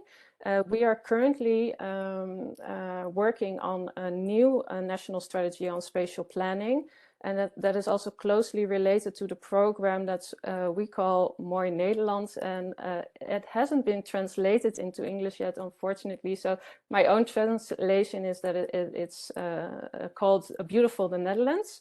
this program, and this is really about the idea that if we are facing so many challenges in our small country, how can we address these challenges in the way that also improves the quality of our living environment. So it's really, this program is a lot about promoting spatial quality in our living environment in the Netherlands. On the picture on the left, you see our current Minister for Housing and Spatial Planning, Minister Hugo de Jong, and he's standing next to the state architect, Francesco Veenstra. And I will now proceed to tell you a little bit more about the role of the state architect and the Board of Government Advisors in promoting our policy on spatial design. So we have a long tradition in the Netherlands of chief government architects. I'm not sure how well you can see these pictures. Probably you can only see that there's a lot of men. But the first chief government architect was installed in 1806 in the Netherlands. And he was then called, Mr. Thibault was really the architect of the king at the time. So he was charged with building the government buildings and palaces for the king. Along the way, the role of the chief government architect broadened and broadened. So he was not so much the government's architect, the government chief architect, as becoming more of an advisor on architecture and spatial design in a broader sense. And we've had this role of chief government architect up till now. So you can see our current chief government architect on the bottom right below. But in 2004, the Board of Government Advisors was installed for the reason of we had a government architect, but the architect was asked his advice on topics like urbanism and landscape architecture and cultural heritage as well. And it was too much for one person and just one architect to address all these questions, even though already the government architect had a strong team. But it was decided in 2004 to also install an advisor on the physical living environment, as we call it, specifically relating to urbanism questions, and another advisor relating to landscape architecture. So that brings us to, our current Board of Government Advisors, consisting of the Chief Government Architect in the middle, who is also a working architect, has his own office and is a part-time Chief Government Architect. And to the left and the right are two government advisors on the physical environment, one specializing in landscape architecture and one specializing in urbanism. And important for you to know, I think, is that the role of the Board of Government Advisors is to advise our national government on spatial design and spatial quality. But we do that in a broad sense. So we don't only advise on topics relating to the built environment, but also to, like I said before, the energy transition or the agricultural transition or the transition to a circular economy. This means that we advise multiple ministries within our government. So not only the Ministry of the Interior and Culture, but also ministries for agriculture, mobility and infrastructure, for health, and others. And we do this on an informal and a formal basis, meaning that we can give solicited and unsolicited advice. So we are an independent advisory board. We can address our own topics, do our own design, research by design, or design challenges, but we also give advice specifically by demand of the ministries. The current Board of Government Advisors has its own agenda. So every 4 years, the Board of Government Advisors changes, and they make their own new agenda. And this current Board of Government Advisors started together in 2021. And their agenda is really about promoting long-term design thinking within the Netherlands. As I said, we are facing multiple challenges in our small country, and we are promoting an integral view on these challenges, and also a long-term view to be able to look back to what we have to do now. And this is especially relevant if you think about climate change and sea level rise, for instance, as we are a low-lying country. Most of the country is below sea level. So for us, it's very important to start thinking about the long-term effects of climate change and what they mean for our country and the way that we use it, where we build our houses, what type of agriculture is sustainable also in the long term, and what kind of industry we could have in which parts of the country. So these are some of the topics that we are addressing. We do that in what we call future design studios, and we take a multidisciplinary approach in these design studios. We not only ask spatial designers to come and think about this long-term and integral future of our country, but we also involve artists, for instance, or different policy experts or scientists to come and help us think about an integral vision for the future of the Netherlands. And also what we find very important, and what's also promoted by our spatial design policy in the Netherlands, is to include the younger generations of designers specifically in thinking about these questions. So for instance, we always try to involve the younger generation of designers in our projects, but we also have a specific program to promote and give a chance to young designers called our Young Innovator Program. And that's a program in which we match young designers to public commissioners like municipalities or provinces or state agencies, to give them a real design challenge on which they can study and reflect and make a good design that will hopefully also be executed when the commissioner, of course, is satisfied with the design. So this is an example of more of the larger scale questions and challenges that are addressed through spatial design, and we are not the only ones doing that in the Netherlands. Currently, there's also a lot of commissioning being done by the national government itself, specifically by the Ministry of the Interior, since they are also very busy working on this new national strategy on spatial planning that is supposed to come out in 2024. So for your idea, there's really at this moment sort of a buzz going on in the Netherlands that a lot of design firms and young designers are being asked at this moment to explore together in design studios the future of the Netherlands on the timescale of 2050, but also looking further ahead towards 2100.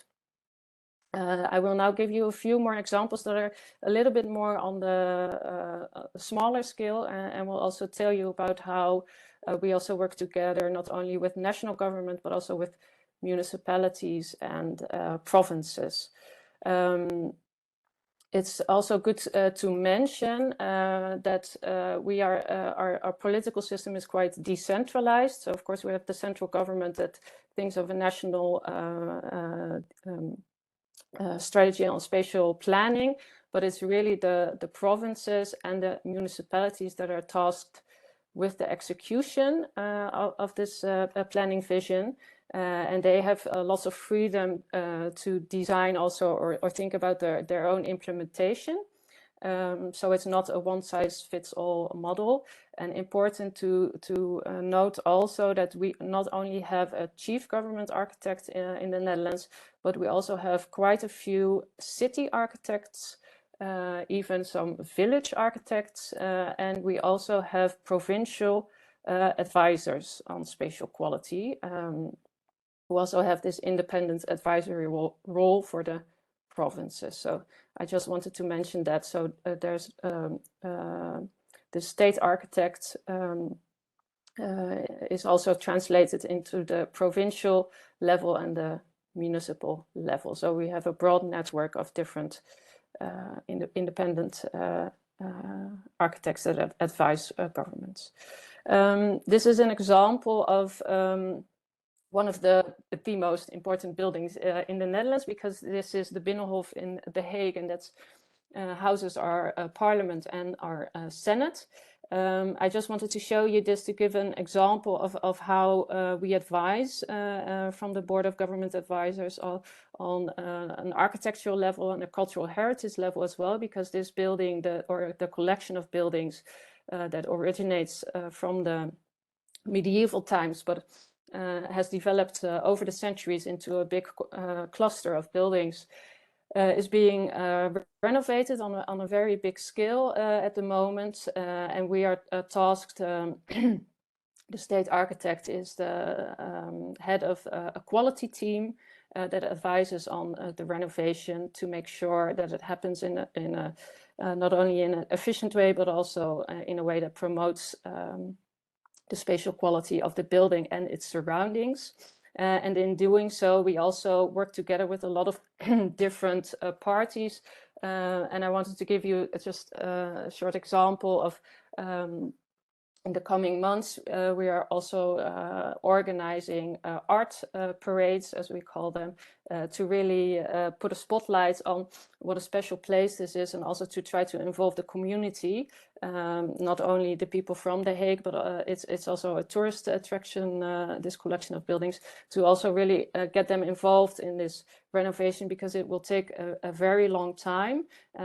It's very invasive, all the building work going on, but to try and put a spotlight on it, and also celebrate together the place that it is and the place that it will be in the future.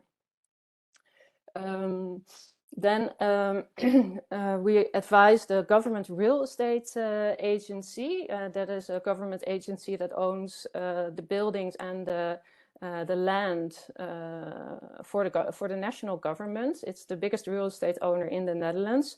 And this is another example of how we advise on using real estate that's been standing empty. This is a case of a former prison in Maastricht in the south of the Netherlands that has been turned into a temporary refugee shelter. It's now currently hosting Ukrainian refugees in the south of the Netherlands. So we also advise the real estate agency, the government's real estate agency, on how to use their existing buildings in a better way to meet these societal challenges. I talked a little bit about our housing crisis. I think we are not alone in Europe having a shortage of houses. But in the Netherlands, it's become quite a political pressing issue. It was a hot topic during our last elections, and we are currently, this coalition government wants to build 900,000 new homes in the coming 7 years, so until 2030. So this is also something that we advise the government on. And one of the ways that we try to do that is to stress looking at existing neighborhoods in existing cities and villages, and try to build more homes there. Also using it as a way to really increase the quality of the living environment in existing cities and villages. Then I would like to speak to you a little bit about one of the tools that we use as a Board of Government Advisors to promote spatial quality. It's our design competitions. We organize several design competitions a year in the Netherlands, and this is an example of one of the most recent ones we organized, and it's about promoting bio-based and nature-inclusive building. It's part of our program to promote a new building culture, And through this program, we really try to not only turn our cities into more sustainable and inclusive places, but also really promoting the use of these sustainable materials that could also help to promote this transition in agriculture.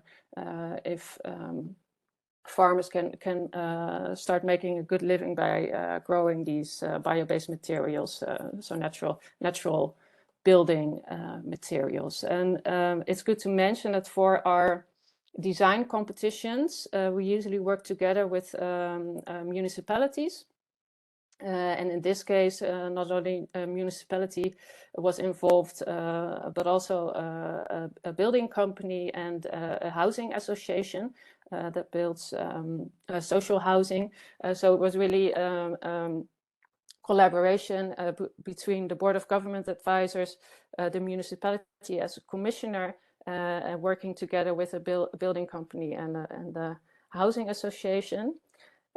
We also always work together with an institute called Architectuur Lokaal, and that translates as architecture locally. And this is an institute we've been having in the Netherlands for the last 30 years that really promotes the implementation of a good architectural policy on a municipal level, so on the local level. And they also have their own instruments to promote good high quality architecture. And a specific example is the Compass Light that they've developed. It's an instrument to help municipalities to write good tenders for architectural commissions. That was actually already at the end of my presentation. I just try to give you a brief overview of the work that we do at the Board of Government Advisors to promote the policy on spatial design in the Netherlands. And there's one last thing I would like to mention, that we are also working together with the Ministry of Culture on doing a yearly report on the state of design in the Netherlands. And the topic for this year's report is focusing on the position of young designers in the Netherlands, looking at where they end up after they've finished their education and what kind of skills are needed in their working places, and to see if that matches with the skills they've been given through their education. So that was the last thing I would like to add. And for now, I thank you for listening to my story, and I'm looking forward to some questions and a good discussion. Thank you.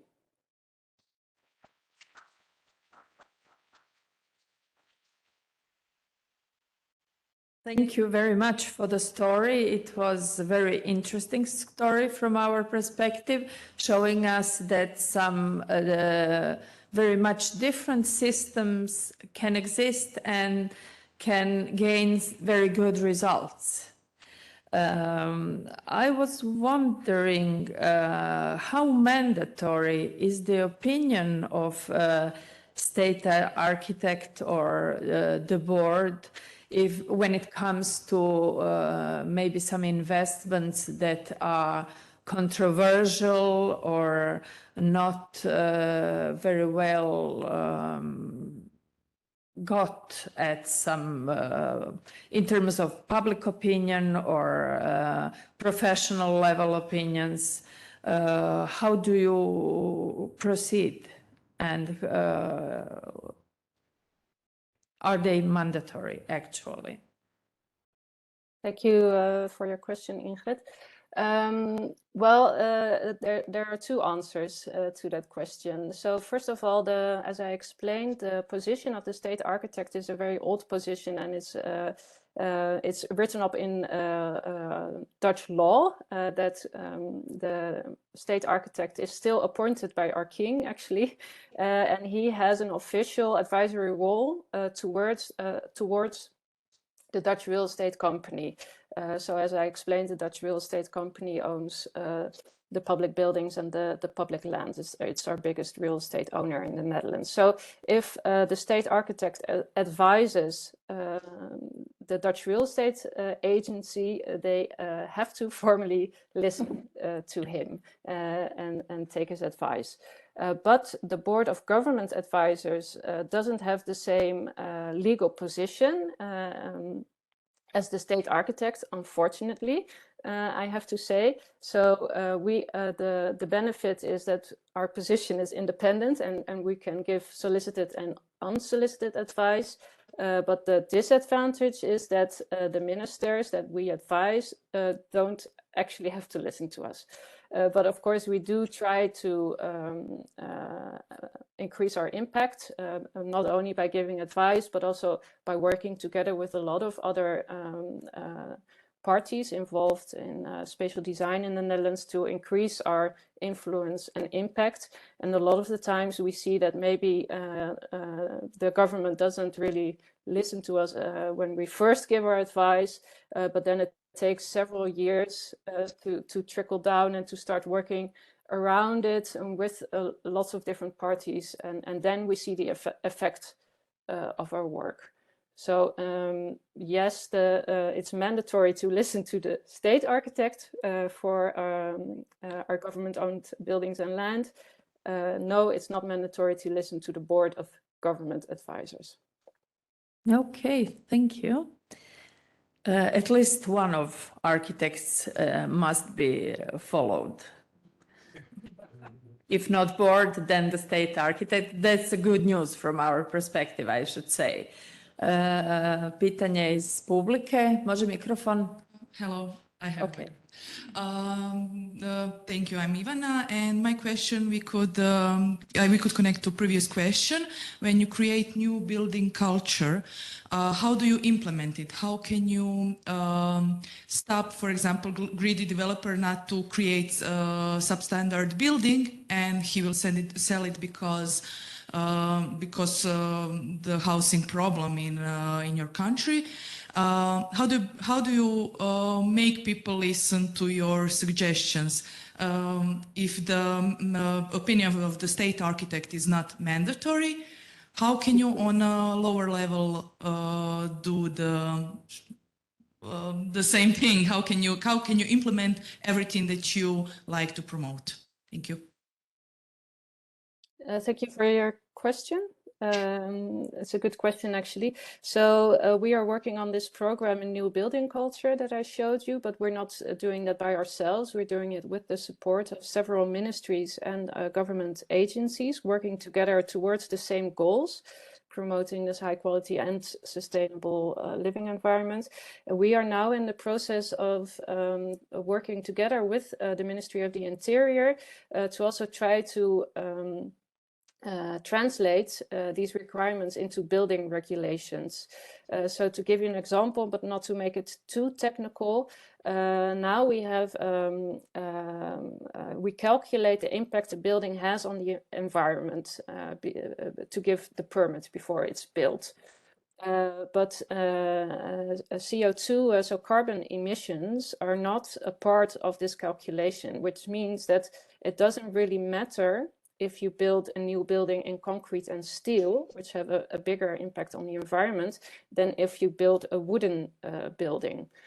So we are trying to change that now in the Netherlands, that the carbon offset of the building is also calculated in order to get your permits. So that is one of the ways of doing it, is also really trying to incorporate the insights from this building competition and get it into the building regulations. So that's one way of doing it. And of course, another way of doing it is by trying to inspire and influence as many people as you can. And that's why we always work together with the local authorities, also with builders, and also with big commissioners like housing associations. So it's also trying to lead by example and take the front runners and try to inspire the others as well. Thank you. Imamo li još pitanja? Well, thank you. Thank you for your explanation, but I think that I have heard that you mentioned the architectural commission. If I have here good, and what is the task of this commission, and on which level, state level or local level? For me, it is very important because now in the last 10 years, we have really such a realization which I will never accept. But it happened because our policy is not good integrated with our physical plan, not law on a state level. On a state level, you can't say everything, but physical plans on a local level, in my point of view, are not so good that we can see each day something new in area. The people, local inhabitants are very against all this, but it happened.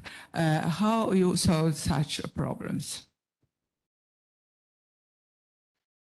Thank you for your question. I think coming back to these building regulations again, they're quite strict in the Netherlands, and quality is also a big part of them. Then, of course, the next question is, well, how do you make sure what is actually built is of this high quality? So I would say that an important part is played on the local municipal level by these architectural commissions. They are really the ones that need to check all the applications, all the designs for the building, and they need to give their okay before a building can be built actually. So they have a strong position, these architectural committees on a local level, on a municipal level. The example that I gave in my presentation was of so-called quality teams. They usually exist also of spatial designers with a mix of backgrounds, and they are installed for bigger projects that take several years and that are more on a bigger scale. So to give you an example, if there is a big bridge that needs to be renovated, and we know it's going to be a project that's going to last 10 years, say, there is a quality team installed. Same goes for the example I gave about our parliamentary buildings. And this quality team is really tasked also with keeping a strict eye on the quality of the designs. And they have a formal say in what happens and does not happen. So I think in the Netherlands, our quality assessment tools in the form of quality teams or architectural committees, they have quite a strong position. Thank you. Any more questions? Imamo li još pitanja? Nemamo.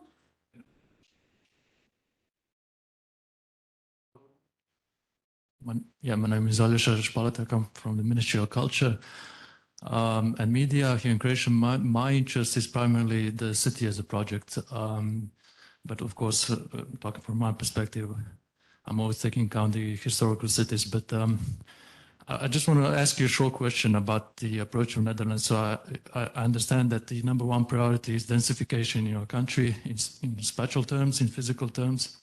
So I was wondering, just connected to this previous question, how is this reflected in the spatial plans, the physical plans, this priority to build more densely, because of all the environmental impacts and other so-called performances of that kind of structure?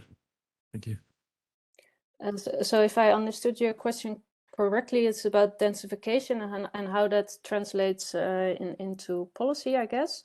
If I understood it wrongly, please tell me. But so really, it's the national government makes policy on housing on a national level. But of course, the national government is not the one who actually gives commissions the building of new homes and new neighborhoods. That's done on a local level, so on a municipal level, and the municipalities in the Netherlands are steered on the provincial level, for their housing policies. So to give you an example, let's say a small municipality in south of Holland wants to build a new neighborhood, wants to extend the neighborhood into green fields.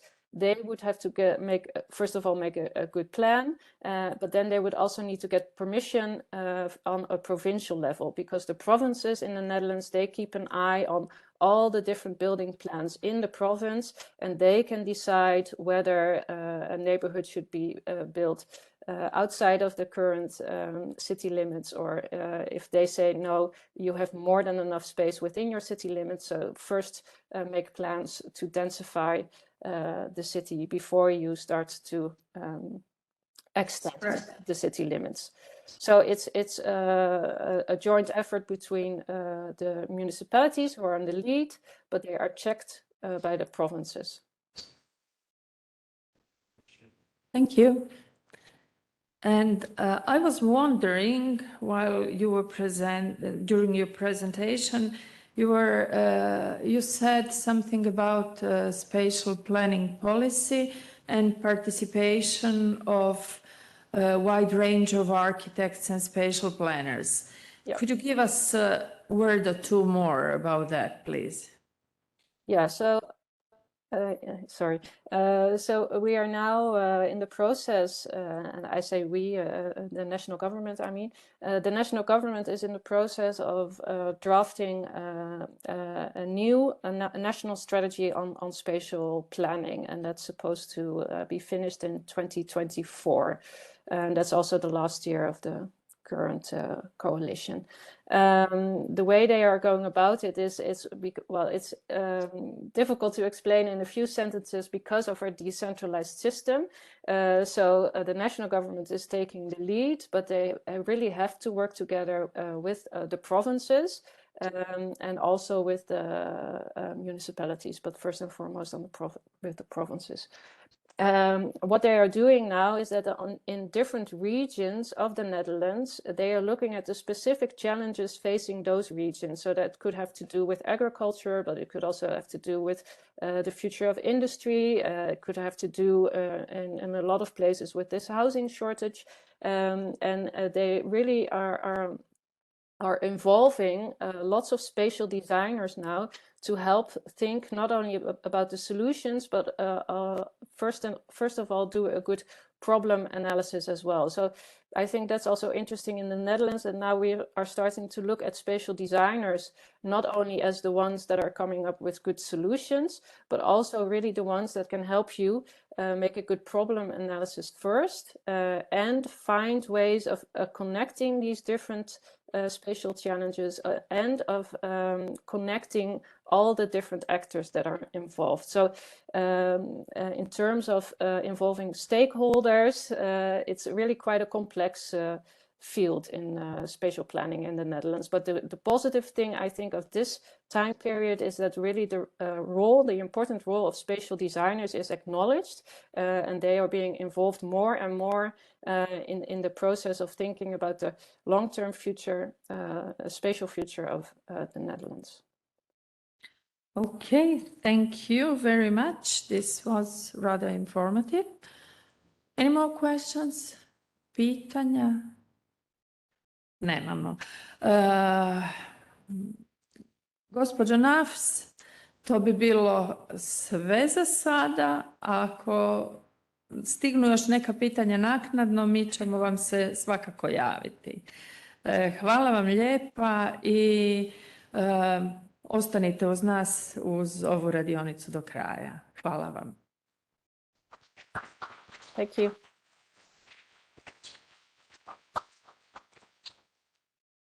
Iz Finskog ministarstva obrazovanja i kulture stiže nam gospođa Emma Harju. Gospođo Harju, jeste s nama? Are you here? Yes. Yes, here I am. Yeah, the floor is yours, so please go on with your presentation. Thank you so much. Like my colleagues, I regret not being able to join you in person, but I'm very much looking forward to presenting, and it's an absolute pleasure to be with you in this remote manner. Let's just see if I can get my...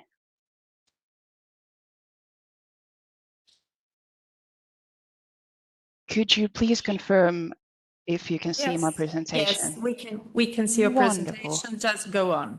Wonderful. Thank you so much. So for me, I'm going to be presenting Finland's architectural policy program called Towards Sustainable Architecture.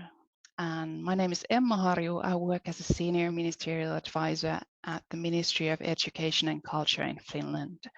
And in my position, I am responsible for this architectural policy program in our ministry.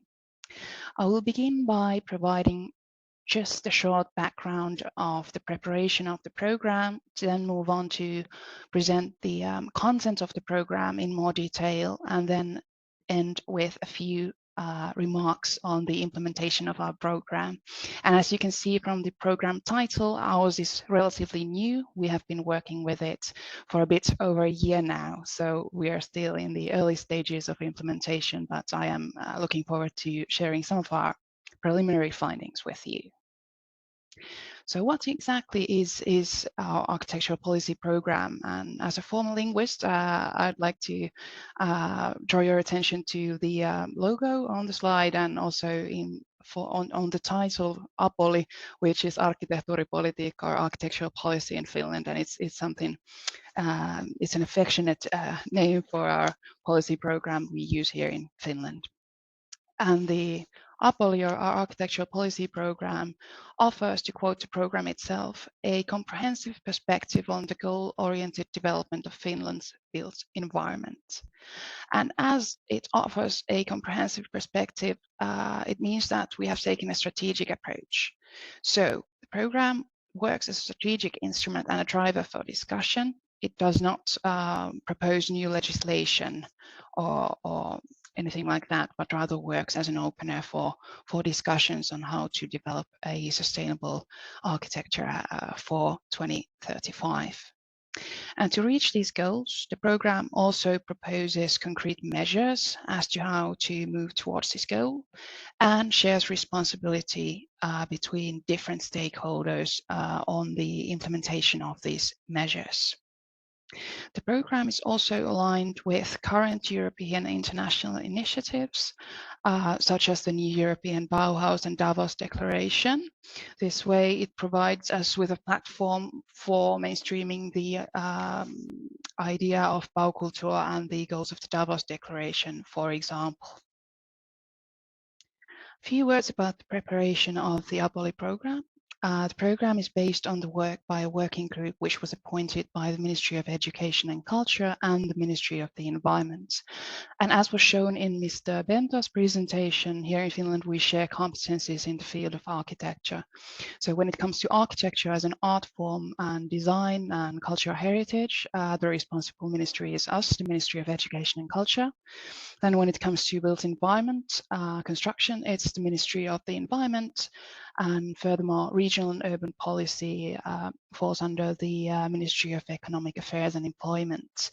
And the Ministry of Economic Affairs and Employment was also involved in the drafting of the program very closely. We used a participatory process. The working group had members from several stakeholder organizations, and the preparations also included workshops and conferences to gather ideas from different stakeholders in the architectural field. The working group published its proposal in 2021, which was then circulated for comments. And the final program I'm presenting was finalized based on the feedback that was received during the consultation round. There were also several stakeholder meetings, and the finalization efforts received support from scientific panels, which were realized in cooperation with the Science Initiative of Finland project. And then finished with the final program and published in January 2022. And the program is second for Finland, previous program was from 1998. But I have to say that the main goals of our current program are not so far off from the previous one, as it sought to improve the quality of construction, introduce sustainable development into town planning and building, as well as to increase openness and interaction. And now that I will be moving on to the content of the program, you may reflect that it's not very that far off from our current program. So how exactly are we moving towards sustainable architecture? The main theme of the program is sustainability, and as reflected on the slide, the 4 dimensions of sustainability, ecological, social, economic, as well as cultural sustainability, are at the heart of the program. I would like to point out that especially and in terms of the Agenda 2030, we have also sought to highlight the cultural dimension of sustainable development, which we have found to be very important in terms of overall sustainability of architecture. One of the main goals of the program is also to improve and strengthen cooperation between stakeholders that influence the built environments, which includes residents, communities, individuals, cities, municipalities, etc. The program, to this end, encourages the development of local architectural policy programs, which means that the program should be implemented on both national and local levels. But at this point, I would like to return to where I began and highlight that the program acts as an inspiration for the development on the local level, and few words on that later on in my presentation. The program consists of 5 chapters, and in Finland as well, we are facing a lot of social change. Of course, some of these global, such as climate change and the loss of biodiversity. And one of the goals of our program is also to harness the potential of architecture in delivering a more sustainable future, in answering these challenges or trends, or producing new solutions in its part in the society. So some of these trends are, as mentioned, climate change and loss of biodiversity, then specific to Finland and many Western European countries as well, an aging population and a more diverse, linguistically and culturally diverse population. And then in terms of regions, urbanization is rapid in several big cities, while some areas are faced with depopulation. Now I'm going to quickly go through some of the measures in each chapter. These are sort of examples. I will not be going into too much detail, as there are quite a few, but just to sum up, so you will get a general sense of the types of measures that are included in the program. The first chapter on climate change and biodiversity especially seeks to address the negative impacts construction can have on the environment, and considers new models and tools to mitigate these effects. Some of the measures include promoting the ecological sustainability of building design, and extending the low carbon approach and circular economy to cover the planning of local environments. And these then feature a set of more specific measures as well. But this chapter is also complementary to the legislation on building. Finland, the Parliament just adopted a new Building Act which will enter into force in 2025. So this is has been closely considered in that regard as well. Chapter 2 deals with equality and inclusion, and this is especially geared towards promoting people's inclusion in the planning of their living environment, as well as reducing inequality. And to this end, the program aims to promote the means of co-design and design for all principles, for example. Chapter 3, economy and internationality. This is closely knit to digitalization, for example. And the measures include measures to support the development of the competitiveness of Finland's architectural fields. It also highlights how architectural resources, such as cultural environments, can be used to revitalize and maintain the vitality of region. And to mention an example of the measures in this chapter, the program aims to promote architectural tourism. And if we consider quality from a sustainability point of view, I think competitiveness can also lead to high quality. And to take another example from the measures in this chapter, the program sets to promote the use of public architecture competitions as means of procurement, which I think opens doors to new and emerging talent, which then on the other hand broadens the base for architecture and can lead to improved quality as well. Chapter 4 deals with meaning and identity, and I would say that this is the chapter which is most closely knit to cultural considerations such as cultural heritage. And these measures include stimulating discussion on the built environment, safeguarding cultural heritage and cultural environments, as well as supporting the work that's carried out in museums and architecture exhibitions in providing people with possibilities to discuss the development of their living environments and to increase understanding on the meaning of architecture in providing meaning and identity to places, for example. Chapter 5 deals with education and research, which the program considers as means of fostering sustainable architecture of the future. The measures in this chapter not only apply to higher education and research, but also to architecture and design education across different levels of education, which means basic education in the arts, for example.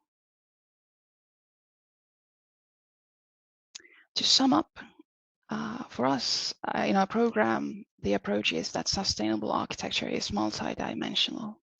Each chapter of the program can be seen to relate to a dimension of sustainability, and education and research in turn underline all dimensions as they provide the expertise, knowledge, research, data, information we need to achieve the goals that then relate to these different aspects of sustainability.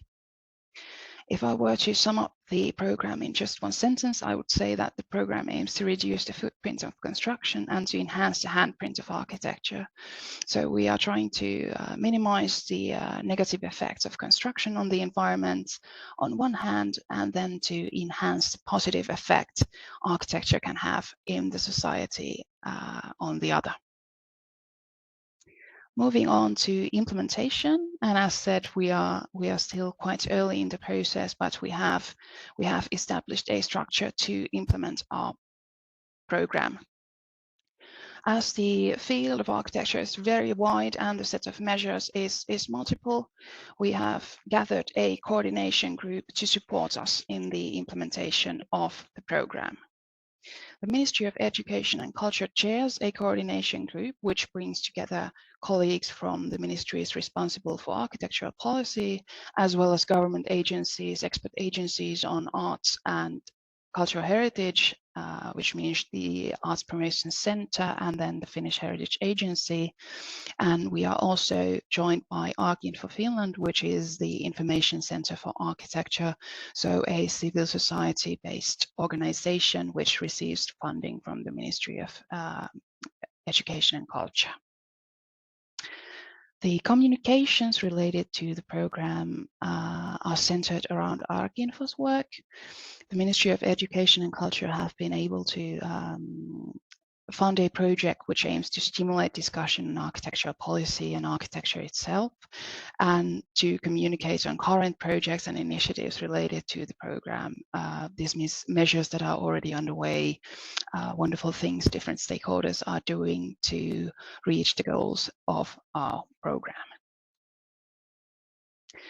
Our implementation has been modeled to take place on 3 different levels: the local level, national level, and international levels. And this picture shows some of the key stakeholders involved in the implementation of the program. And then to focus on the international, I think that it's very important that we contribute to the shared European and international goals related to quality architecture, while also hoping to contribute to these discussions in our part.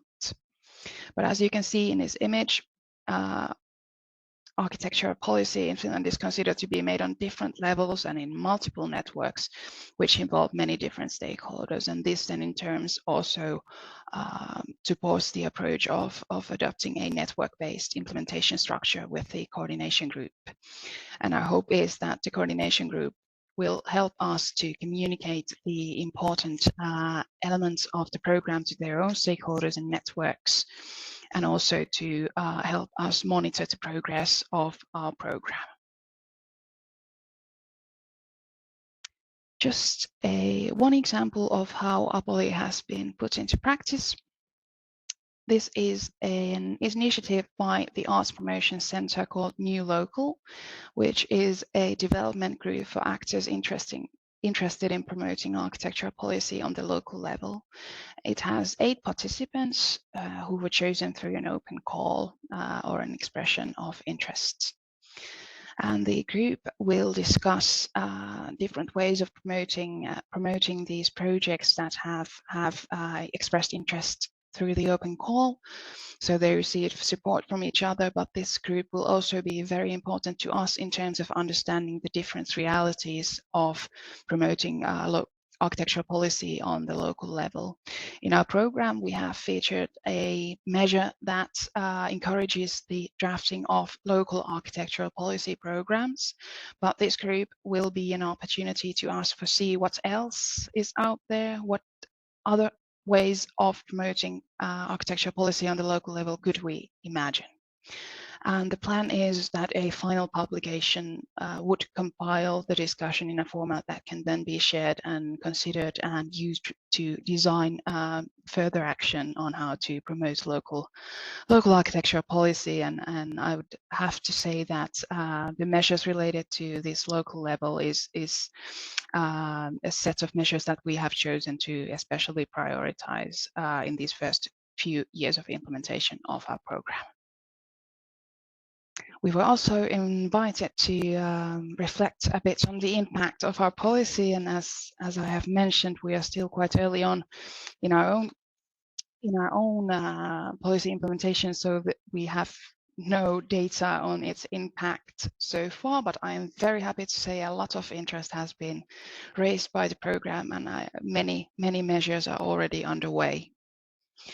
Our previous policy from 1998 was monitored for its first 3 years by a working group that concluded in their report that the objectives were met fairly well, e.g. a built heritage strategy was established and good progress was made towards improving citizens' possibilities to participate in decision making. The group also concluded that large-scale social changes happen slowly. So I think it will take us some time to establish how we will measure and monitor the impact our policy has. And as it's a wide, it's a really wide policy and involves several stakeholders, I think we will approach it piece by piece. And what's important to us is reaching all the relevant stakeholders to support networking as our colleagues in Sweden, mainstreaming the goals of the program into relevant tools, into relevant policies, processes, while also measuring its impact to demonstrate how exactly sustainable architecture and architecture in general can have a positive impact in the society. That's it from me. Thank you so much for your attention, and I would be very happy to answer any questions you may have.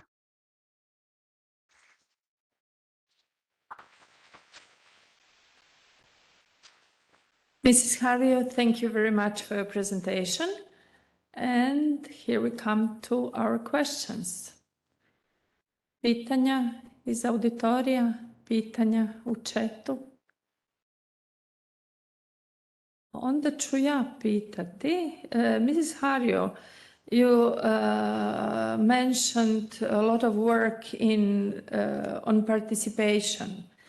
What actually did you do, and how did you promote policies adopted at the national level, and how did you promote them at local level?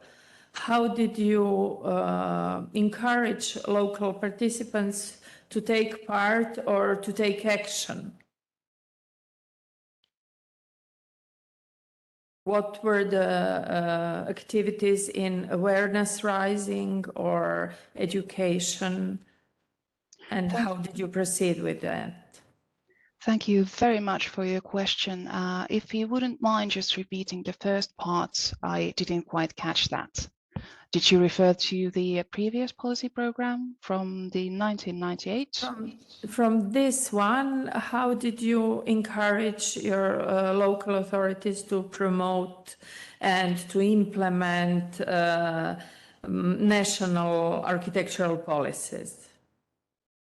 Yes, thank you very much for your question. And I think this is something that we will be carrying on in the implementation of our program. But I personally see it as a communicative effort in a large part. So we have organized events, been present in fora that are especially aimed at the authorities on the local level to share good practices of architecture policy on the local level. So for me, it's very much about communication. And then I have high hopes for this group that's now working on local architecture policies to provide concrete tools, to provide concrete examples of how to promote good architecture policy on the local level in the context that best suits a municipality in question. So I think that we may not be able to find one size fits all solutions, but rather could aim for a wider set of tools and measures which would then inspire local authorities to take up the policy. But communications is key, in my opinion. Do you have the sense of their understanding of the importance of architectural policies, or they're willing to do some improvement in terms of quality of built environment and quality of architecture? Maybe that's the main point. We're always speaking about how to encourage local authorities to think about the quality, not only about some short-term solutions, but long-term solutions and long-term quality for the next generations. Yes, I think it's the landscape is very varied. In some places, there is a lot of interest in promoting architecture quality, and we have several programs on the local level in Finland as well. In 2021, it was a bit over 20, if I remember correctly, somewhere around 20 local programs.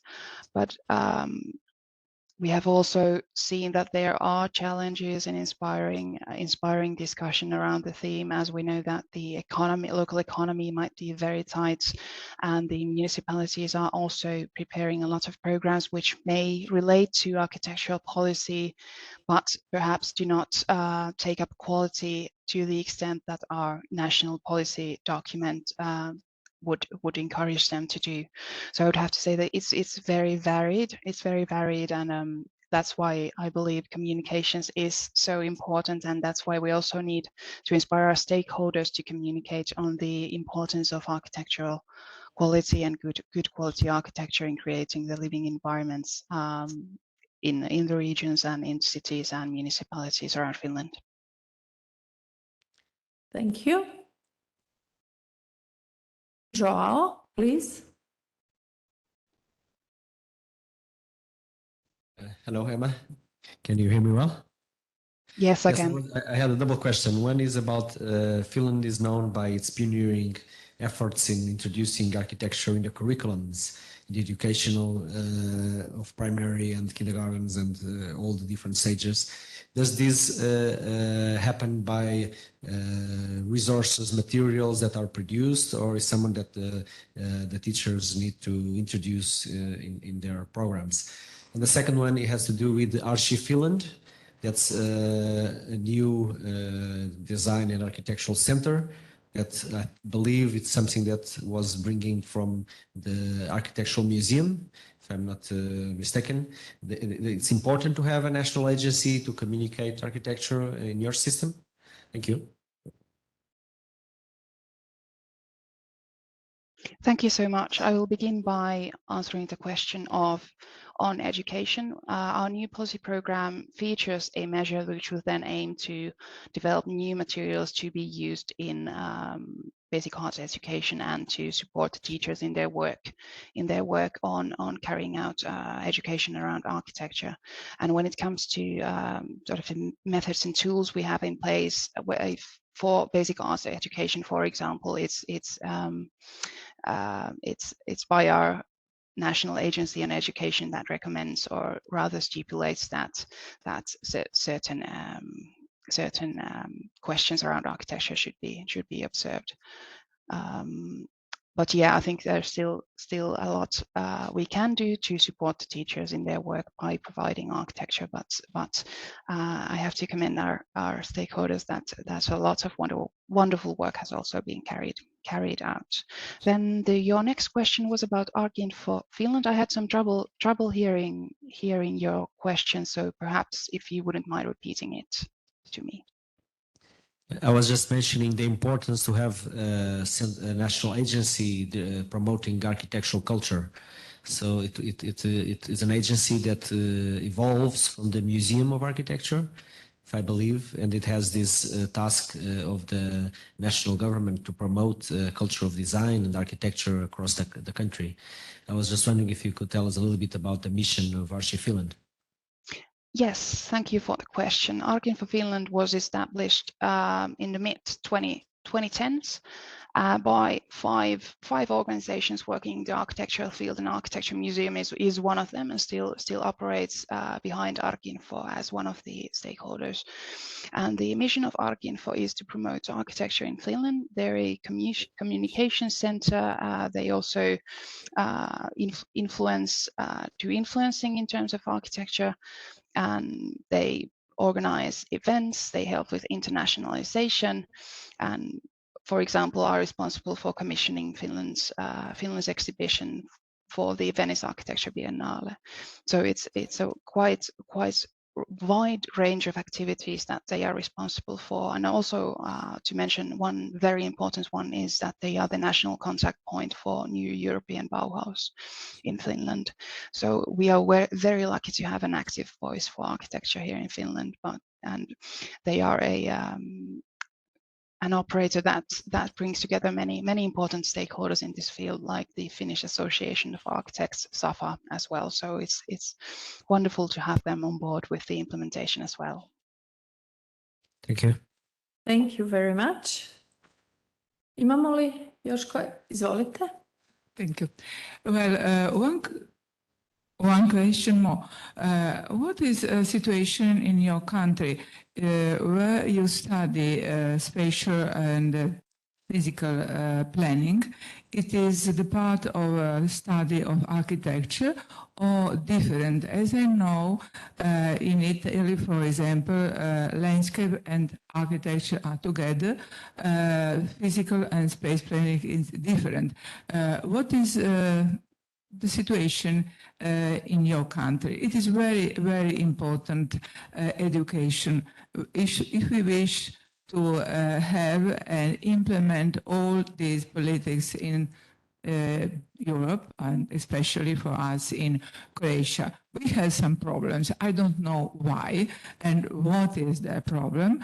I must say my name, Branka Martinović, which was a physical planner for a long time, and in one time the member of board for physical planning and architecture of our parliament. And until today, I have no question what is the best solution. What is solution in your country? Thank you so much. Thank you so much for that question. We have two programs. So we have programs for the education of architects, and then landscape architecture is its own program. And the programs on architects, I'm not an architect myself, so unfortunately I'm not perhaps the best person to answer about the content of these programs, but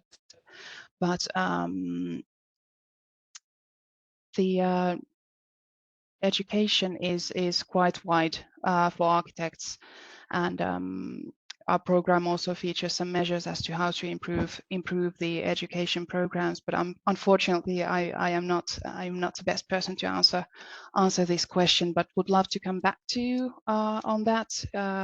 I could share my email address, and I think it was visible on the last slide of my presentation, and I could provide you with more information on the structure of our education programs.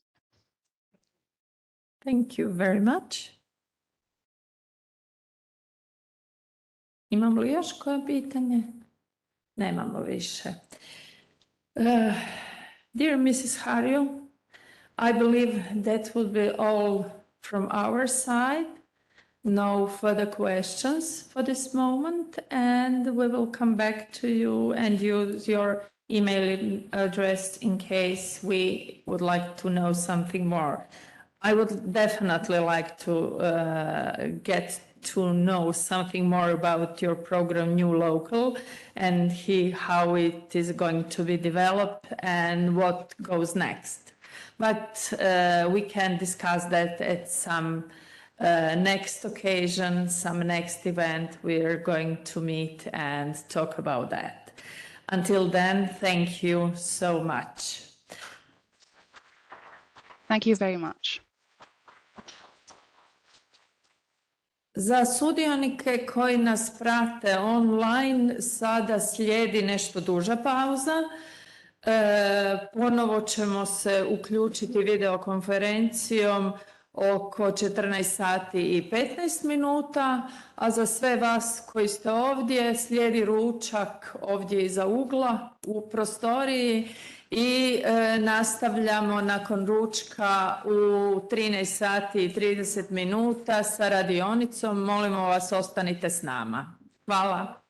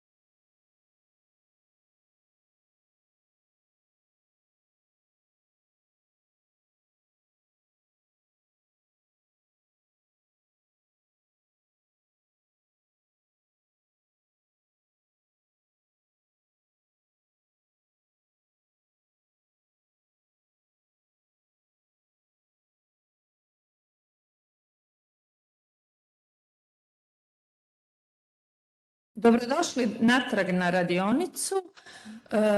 U međuvremenu smo odradili 3 paralelne radionice sa 3 zasebna zadatka. Krenimo sa posljednjim. To je radionica o utjecaju.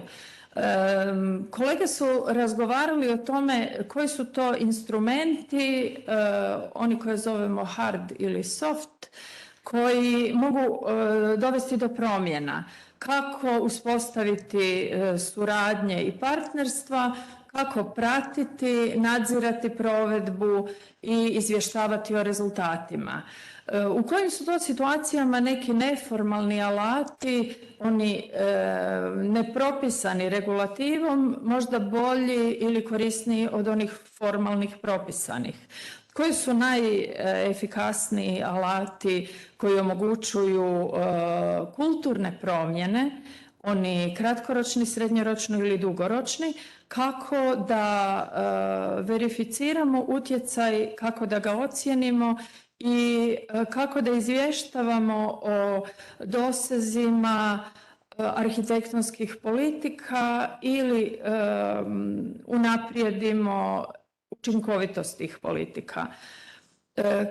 Koji su specifični alati i kako pratiti dizajn, odnosno kreiranje arhitektonskih politika.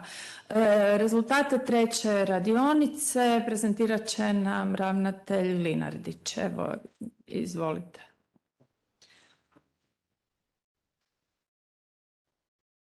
Hvala Ingrid. Dakle, vezano na temu utjecaja, nastojali smo za početak detektirati određene slabosti kojih smo svjesni i koje uvijek na početku uočavamo kao nekakvo polazište, odnosno početno stanje, i tu smo adresirali uvijek onu svijest o značenju kulture izgrađenog prostora, odnosno manjak te iste svijesti. Prepoznali smo i nedovoljnu horizontalnu povezanost, odnosno međusektorsku suradnju i koordinaciju, te isto tako možda manjak ili nedovoljnu razinu svijesti o javnom dobru ili o javnim interesima povrh privatnih interesa koji se u pravilu uvijek javljaju kao nekakvo polazište za određene inicijative ili za intervencije, možemo tako reći, u prostoru. Od mogućih rješenja, odnosno prijedloga, pobrojali smo svakako one koji bi mogli odgovarati isto na ove izazove. Krenuli smo od edukacije o izgrađenom okolišu, kroz određene komunikacije i dijeljenje informacija, naravno suradnju i različite alate. To su ti neformalni možda pomoćni alati koji mogu kroz današnju digitalnu opet tranziciju i kroz, možemo reći, društvene mreže i kroz sve ono što nam današnja tehnologija pruža, pomoći u podizanju kako svijesti, kako participacije, kako uključivanja, znači jednom riječju vidljivosti svih onih procesa koji se ili događaju ili se tek imaju dogoditi. Od relevantnih inicijativa isto smo pobrojali takve vrste alata. Pobrojali smo analize i rezultate koji bi trebali biti prezentirani i koji bi trebali biti dostupni onima koje određena problematika zanima, odnosno koji se trebaju uključiti u pojedine aktivnosti. Tad smo krenuli u razredu prema nekakvom kratkoročnom, odnosno dugoročnom ishodu i nastojali smo pobrojati sudionike ili dionike u tim procesima. Na vrhu ovaj glavni tim su svakako na nacionalnoj razini pojedina ministarstva, to su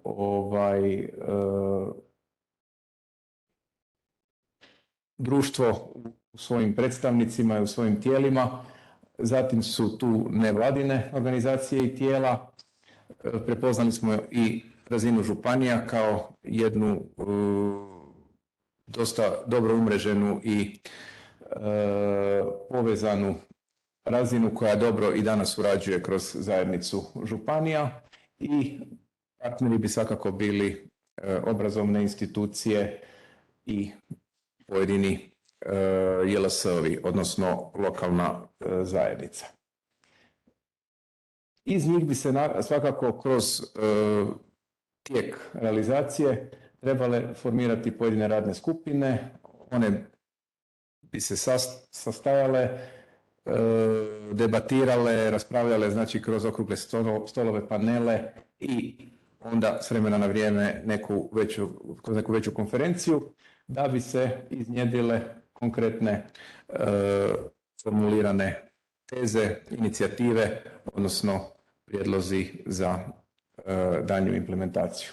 Kad smo došli do kratkoročnih i dugoročnih ishoda, ovi kratkoročni bi trebali biti mjerljivi, pa bi pobrojali koliko je bilo takvih rasprava, koliko je bilo događaja nekih ili objavljenih aplikacija, radova ili ostalog materijala, ili možda neke aplikacije, a kroz dugoročno praćenje bi trebalo biti uočljivo ono što je možda malo teže mjerljivo, ali svakako vidljivo, a to je viša razina svijesti, bolja suradnja, odnosno koordinacija i snaženi ili ojačana svijest za javni interes, odnosno za javno dobro. Od ključnih riječi izvukli smo opet edukaciju, komunikaciju i suradnju kao tri stupa za koji nam se čini da su ključni za ostvarenje ovog cilja, odnosno za ostvarenje ove teme. Među slabostima, odnosno pitanjima koja svakako treba kao prethodna isto tako raspraviti, jesu svakako resursi od financijskih, ljudskih i ostalih, i u temelju svega je određena politička volja, odnosno želja društva, zajednice da se takva jedna promjena dogodi. Evo, hvala.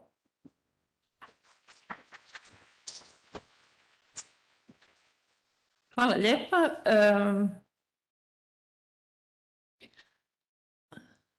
Implementacija, može? Dakle, u radionici implementacije razgovarali smo o takozvanom vlasništvu nad samom politikom, arhitektonskim politikama, međusektorskoj suradnji, uključivanju različitih dionika i motivaciji za provedbu. Odnosno, nastojali smo odgovoriti na pitanja kako može, kako kreirati vodstvo i kako ga promovirati kroz različite sektore i različite državne razine.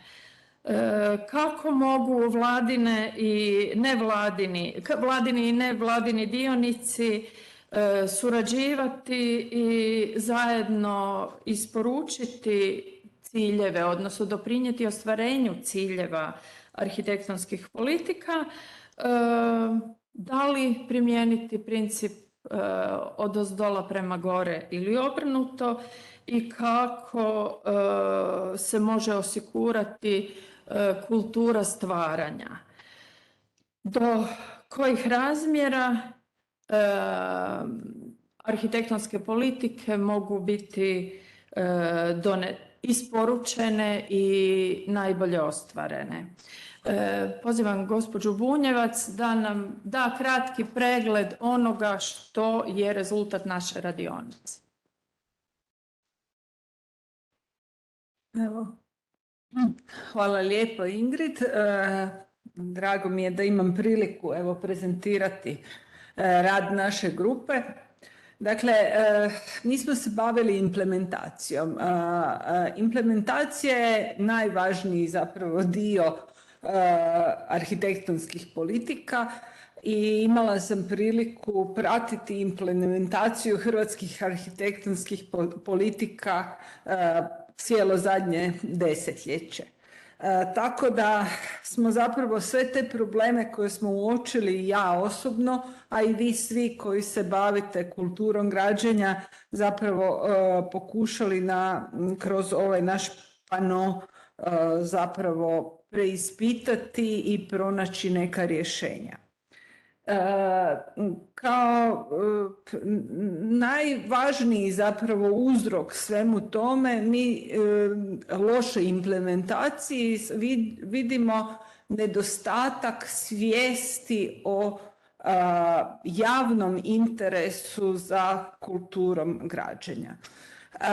Znači, kultura prostora mora postati javni interes da bismo mi svi nakon dugih godina rada mogli vidjeti neke rezultate. Prije svega to je svijest o važnosti prostora i na razini onih koji donose odluke, ali isto tako i svijest o potrebi za kvalitetom prostora od široke javnosti.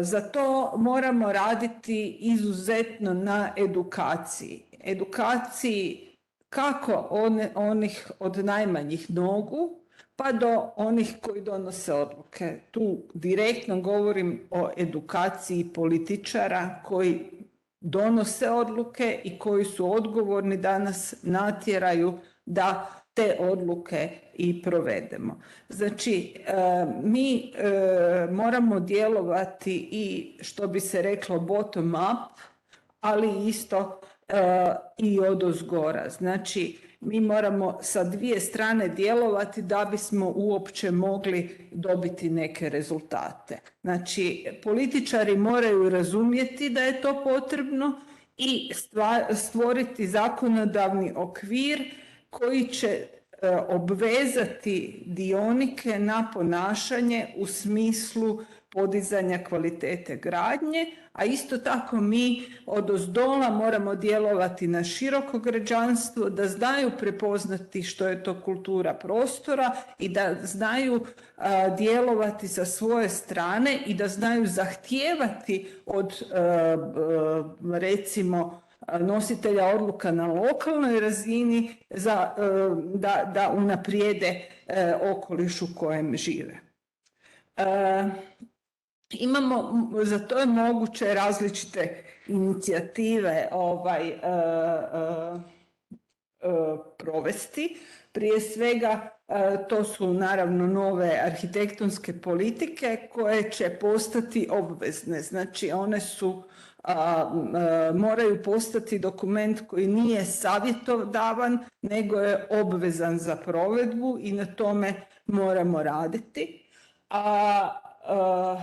Ali isto tako moramo imati jedan nacionalni plan mjera kako provesti određene akcije u društvu. Ko su ti koji provode te projekte? Prije svega, ja sad tu moram malo bliže doći jer ništa je vidjela sam tako.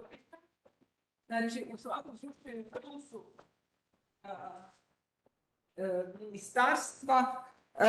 ministarstva i komora kao može. Zaista ne vidim. Hvala lijepo. Me čujete? Da? Da, čujete me? Je li uključen?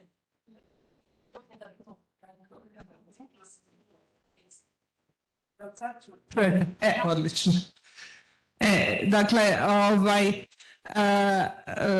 znači sve razine moraju biti uključene u te procese Glavni tim vodi naravno nadležno ministarstvo, Ministarstvo graditeljstva, ali isto tako i Ministarstvo kulture i Ministarstvo zaštite okoliša koji su direktno uključeni u sve ono što doprinosi kulturi građenja.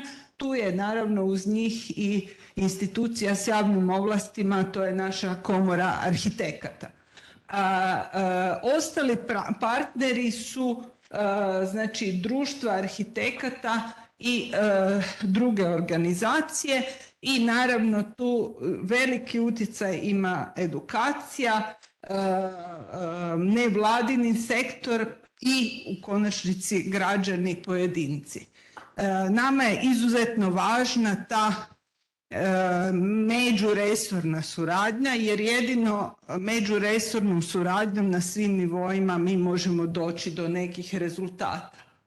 Sad, što su to brzi rezultati, a što su to dugoročni rezultati? Ono što brzo možemo doprinijeti, a to je prije svega zaustavljanje konstantne i višegodišnje devastacije postojećeg prostora. Znači, da nađemo čvrste mehanizme što kažnjavanja, što kontrole i provedbe elemenata osiguranja i zaustavljanja postojeće devastacije. Znači, ne smijemo dozvoliti niti zakonodavnom okviru, ali niti pojedincima koji narušavaju prostor, da nastave narušavati prostor. Znači, ta devastacija prostora na svim razinama, to je neplanska izgradnja, to je nezakonita gradnja, devastacija prirodnog okoliša, dakle ne samo gradnjom nego i drugim zahvatima u prostoru, to mora biti zaustavljeno. Tek kad zaustavimo to i dugoročno radimo na svijesti o važnosti prostora, mi možemo dobiti zelenu, održivu zemlju u kojoj će živjeti sretni građani. To je tek neki daleki plan, ali onog momenta kad mi zaustavimo i kad osvijestimo građane što je to devastacija, mi smo tek na nuli. Tek smo sad, mi stalno idemo u minus. Jel?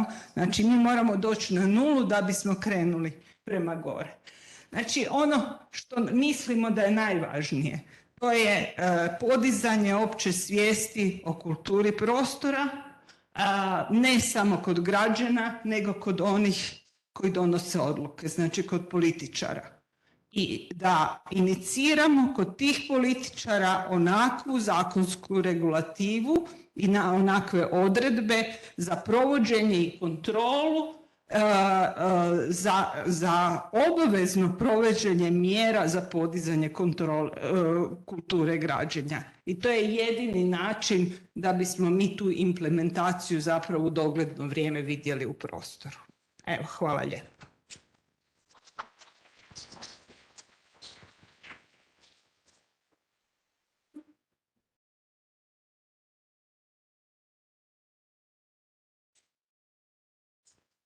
Poslušajmo i rezultate naše treće radionice. Tihomil Matković će nas provesti kroz radionicu koja se bavila kreiranjem, stvaranjem zapravo okoliša.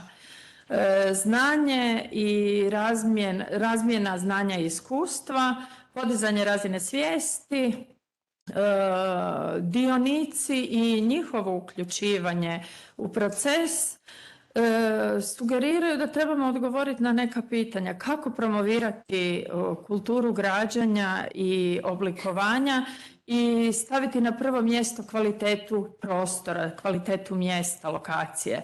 Kako mobilizirati različite dionike u prostoru da doprinesu tom cilju.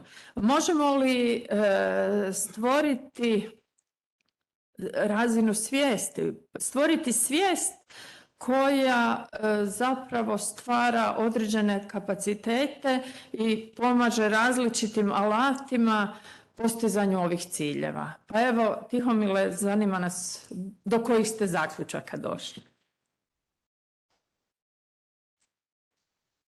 Dobar dan još jednom svima. Hvala što ste zapravo danas evo i u našem prostoru Društva arhitekata Zagreba i što smo imali ovako krasnu i predavanja, a i sad radionicu. Pa ću ja izneti rezultate ovoga našega rada u grupi. Znači u cilju definirane okruženja u kojem se može ovako nešto provesti u djelo. Uočili smo izazove od kojih krećemo, tu se najmanje vidi na našem plakatu, morat ćete ga jako dobro razumirati da ga vidite. Znači, izazove koje vidimo je zapravo kako tu arhitektonsku politiku ili priču o kulturi građenja prenesti sa državnog na lokalni nivo, što nam se čini jako bitnim u konačnici jer se tamo zapravo nalazi ključna baza naših dionika, a to su građani u konačnici.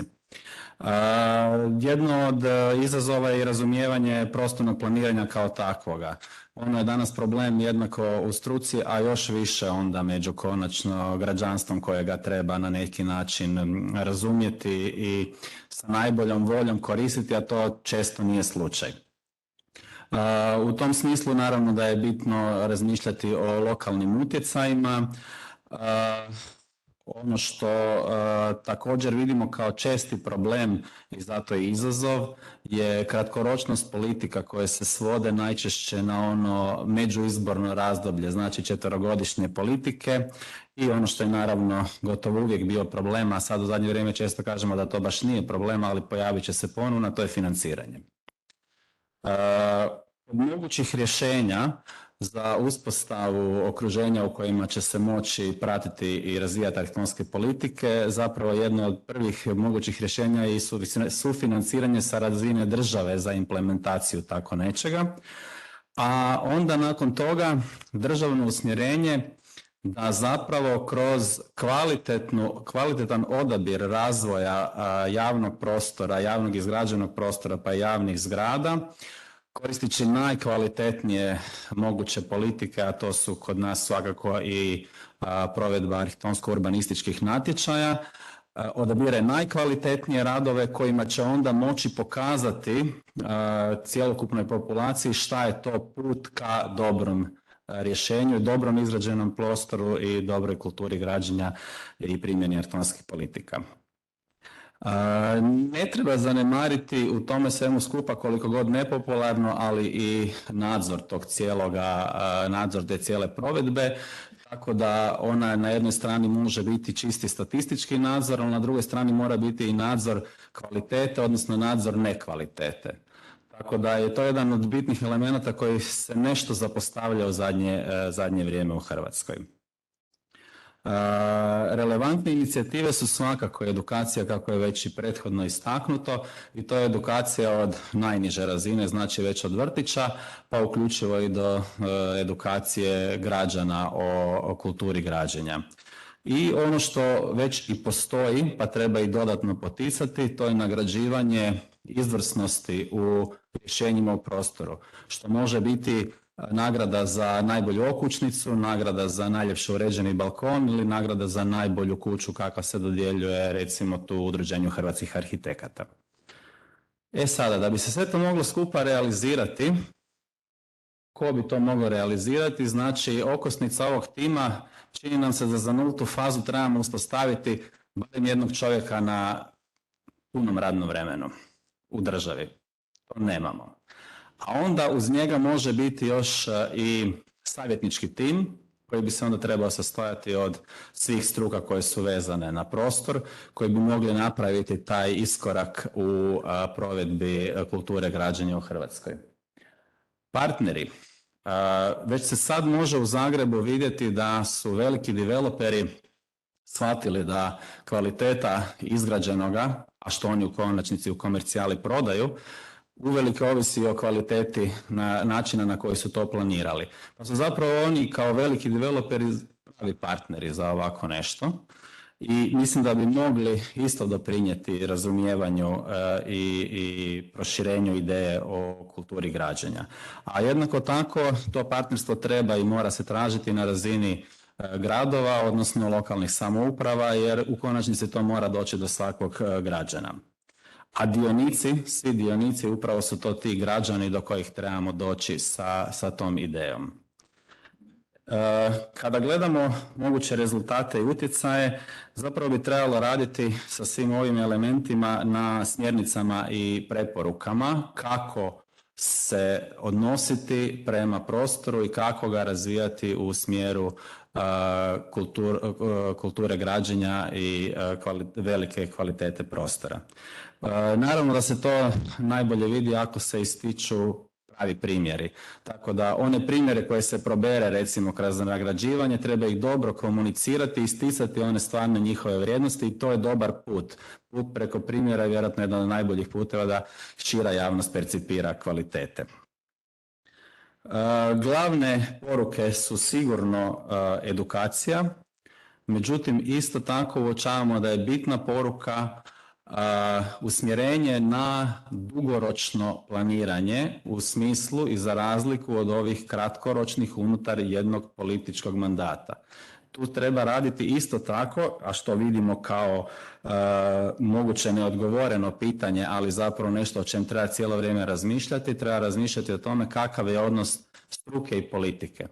Jer jedno i drugo, pogotovo u prostornom planiranju, radi zajedno, ne može jedno bez drugoga. Struka sigurno već razmišljena dugoročno, pogotovo kroz prostorno planiranje, dok politike to nešto kraće gledaju. I taj odnos se mora kvalitetnije uspostaviti. A ono što je također neodgovoreno je kako da se kvalitetnije obratimo građanima. I to je nešto na čem treba raditi, jer vjerojatno ćemo se na razini struka i politika kad tad dogovoriti, ali onda treba to sve skupa dovesti do stvarnog onoga dionika, a to je građanin. Evo, hvala vam.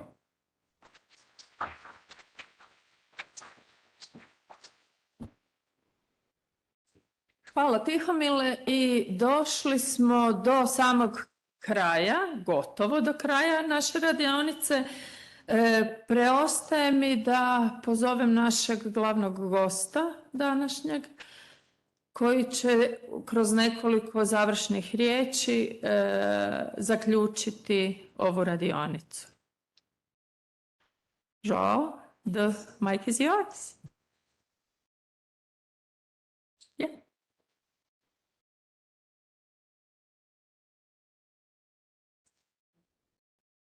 Well, thank you. Well, I have the hardest task. It is to briefly, in 1 minute, try to wrap up. I was just very briefly say that it was a very rich and good event. I think it was able to have very good speakers that bring us their experiences and what happening in their countries, that we could learn and have this per learning exchange. I think the workshop supported by ESPON and marvelous organized by our Croatian colleagues have been wonderful, and it has been very rich, at least for me. We had a presentation first about Sweden, about the Swedish architectural policy.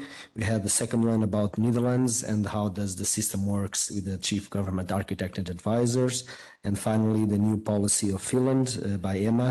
I think there are 3 different cases that, of course, cannot be adopted in different contexts, but we can learn and we can bring in lessons of innovation and the difficulties and successes that we can bring on for other contexts. After lunch, we had the 3 workshop sessions that were briefly and marvelous presented by our moderators. One about impact, design environment and implementations. I will not repeat again, the main conclusions were already said.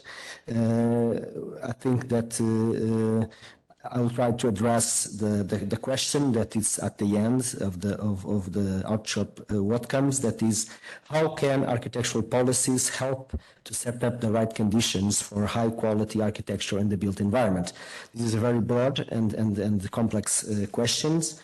I would say that after all of these day and presentations, we can bring in the several lessons. One is that is an incremental process. So this is not one solution for all. These have something that is evolving between partnerships and partners and measures and learning. So the first experiences of the Croatian architectural policy of 2013 certainly will be a very valuable learning for the new generation of the policy. So we could say that the new generation will learn with the past, so it will be evolving and it will be able to be more effective in the future. I would say very shortly that the value of having an architectural policy is in fact to set high aspirations for spatial quality. It's to bring in a vision for the future, a long-term vision for our quality of the built environment, to set objectives for public action, to try to define mechanisms of implementations through an action plan or other type of measures, trying to define the stakeholders and partners can be involved. So all of this is part of the result of an architectural policy. So it's valuable, yes, it's important, yes. It will, of course, being effective or not, it depends on the will and the political willingness and the resources and the capacity of the actors to take it to their aims. So we could say that, yes, it improves the governance system of architectural and spatial planning. It ultimately, the state has a responsibility to push for better places and high quality environments. So yes, there's a role of leadership that the state cannot took aside. It is a key to influence and bring other stakeholders and improve the quality of communications and help the local councils that really have the hardest work on the ground and reach better places in the future. Thank you.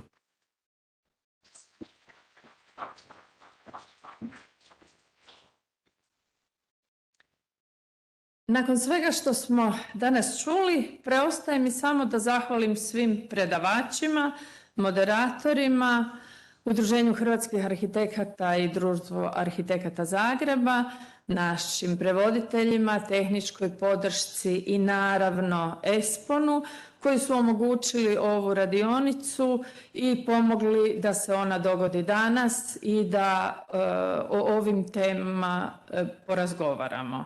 Nadam se da ćete svi odavdje otići sa nekom novom idejom, nekom novom porukom, možda nekim novim znanjem i informacijom koju ćete iskoristiti u provedbi, a prije toga stvaranju arhitektonskih politika nove generacije. Mi smo na tom zadatku, a očekujemo i vašu svesrdnu pomoć. Hvala vam lijepa svima i prije nego što kažemo doviđenja, molim vas kad vam stigne upitnik od ESPON-a kojim će vam postaviti nekoliko pitanja o tome kakva je bila ova radionica, molim vas odgovorite im, a za one koji su bili u video prijenosu, pretpostavljam da su već popunili Slido aplikaciju kroz koju su dobili nekoliko pitanja. Eto, to bi bilo sve. Do novog susreta, doviđenja i svako dobro.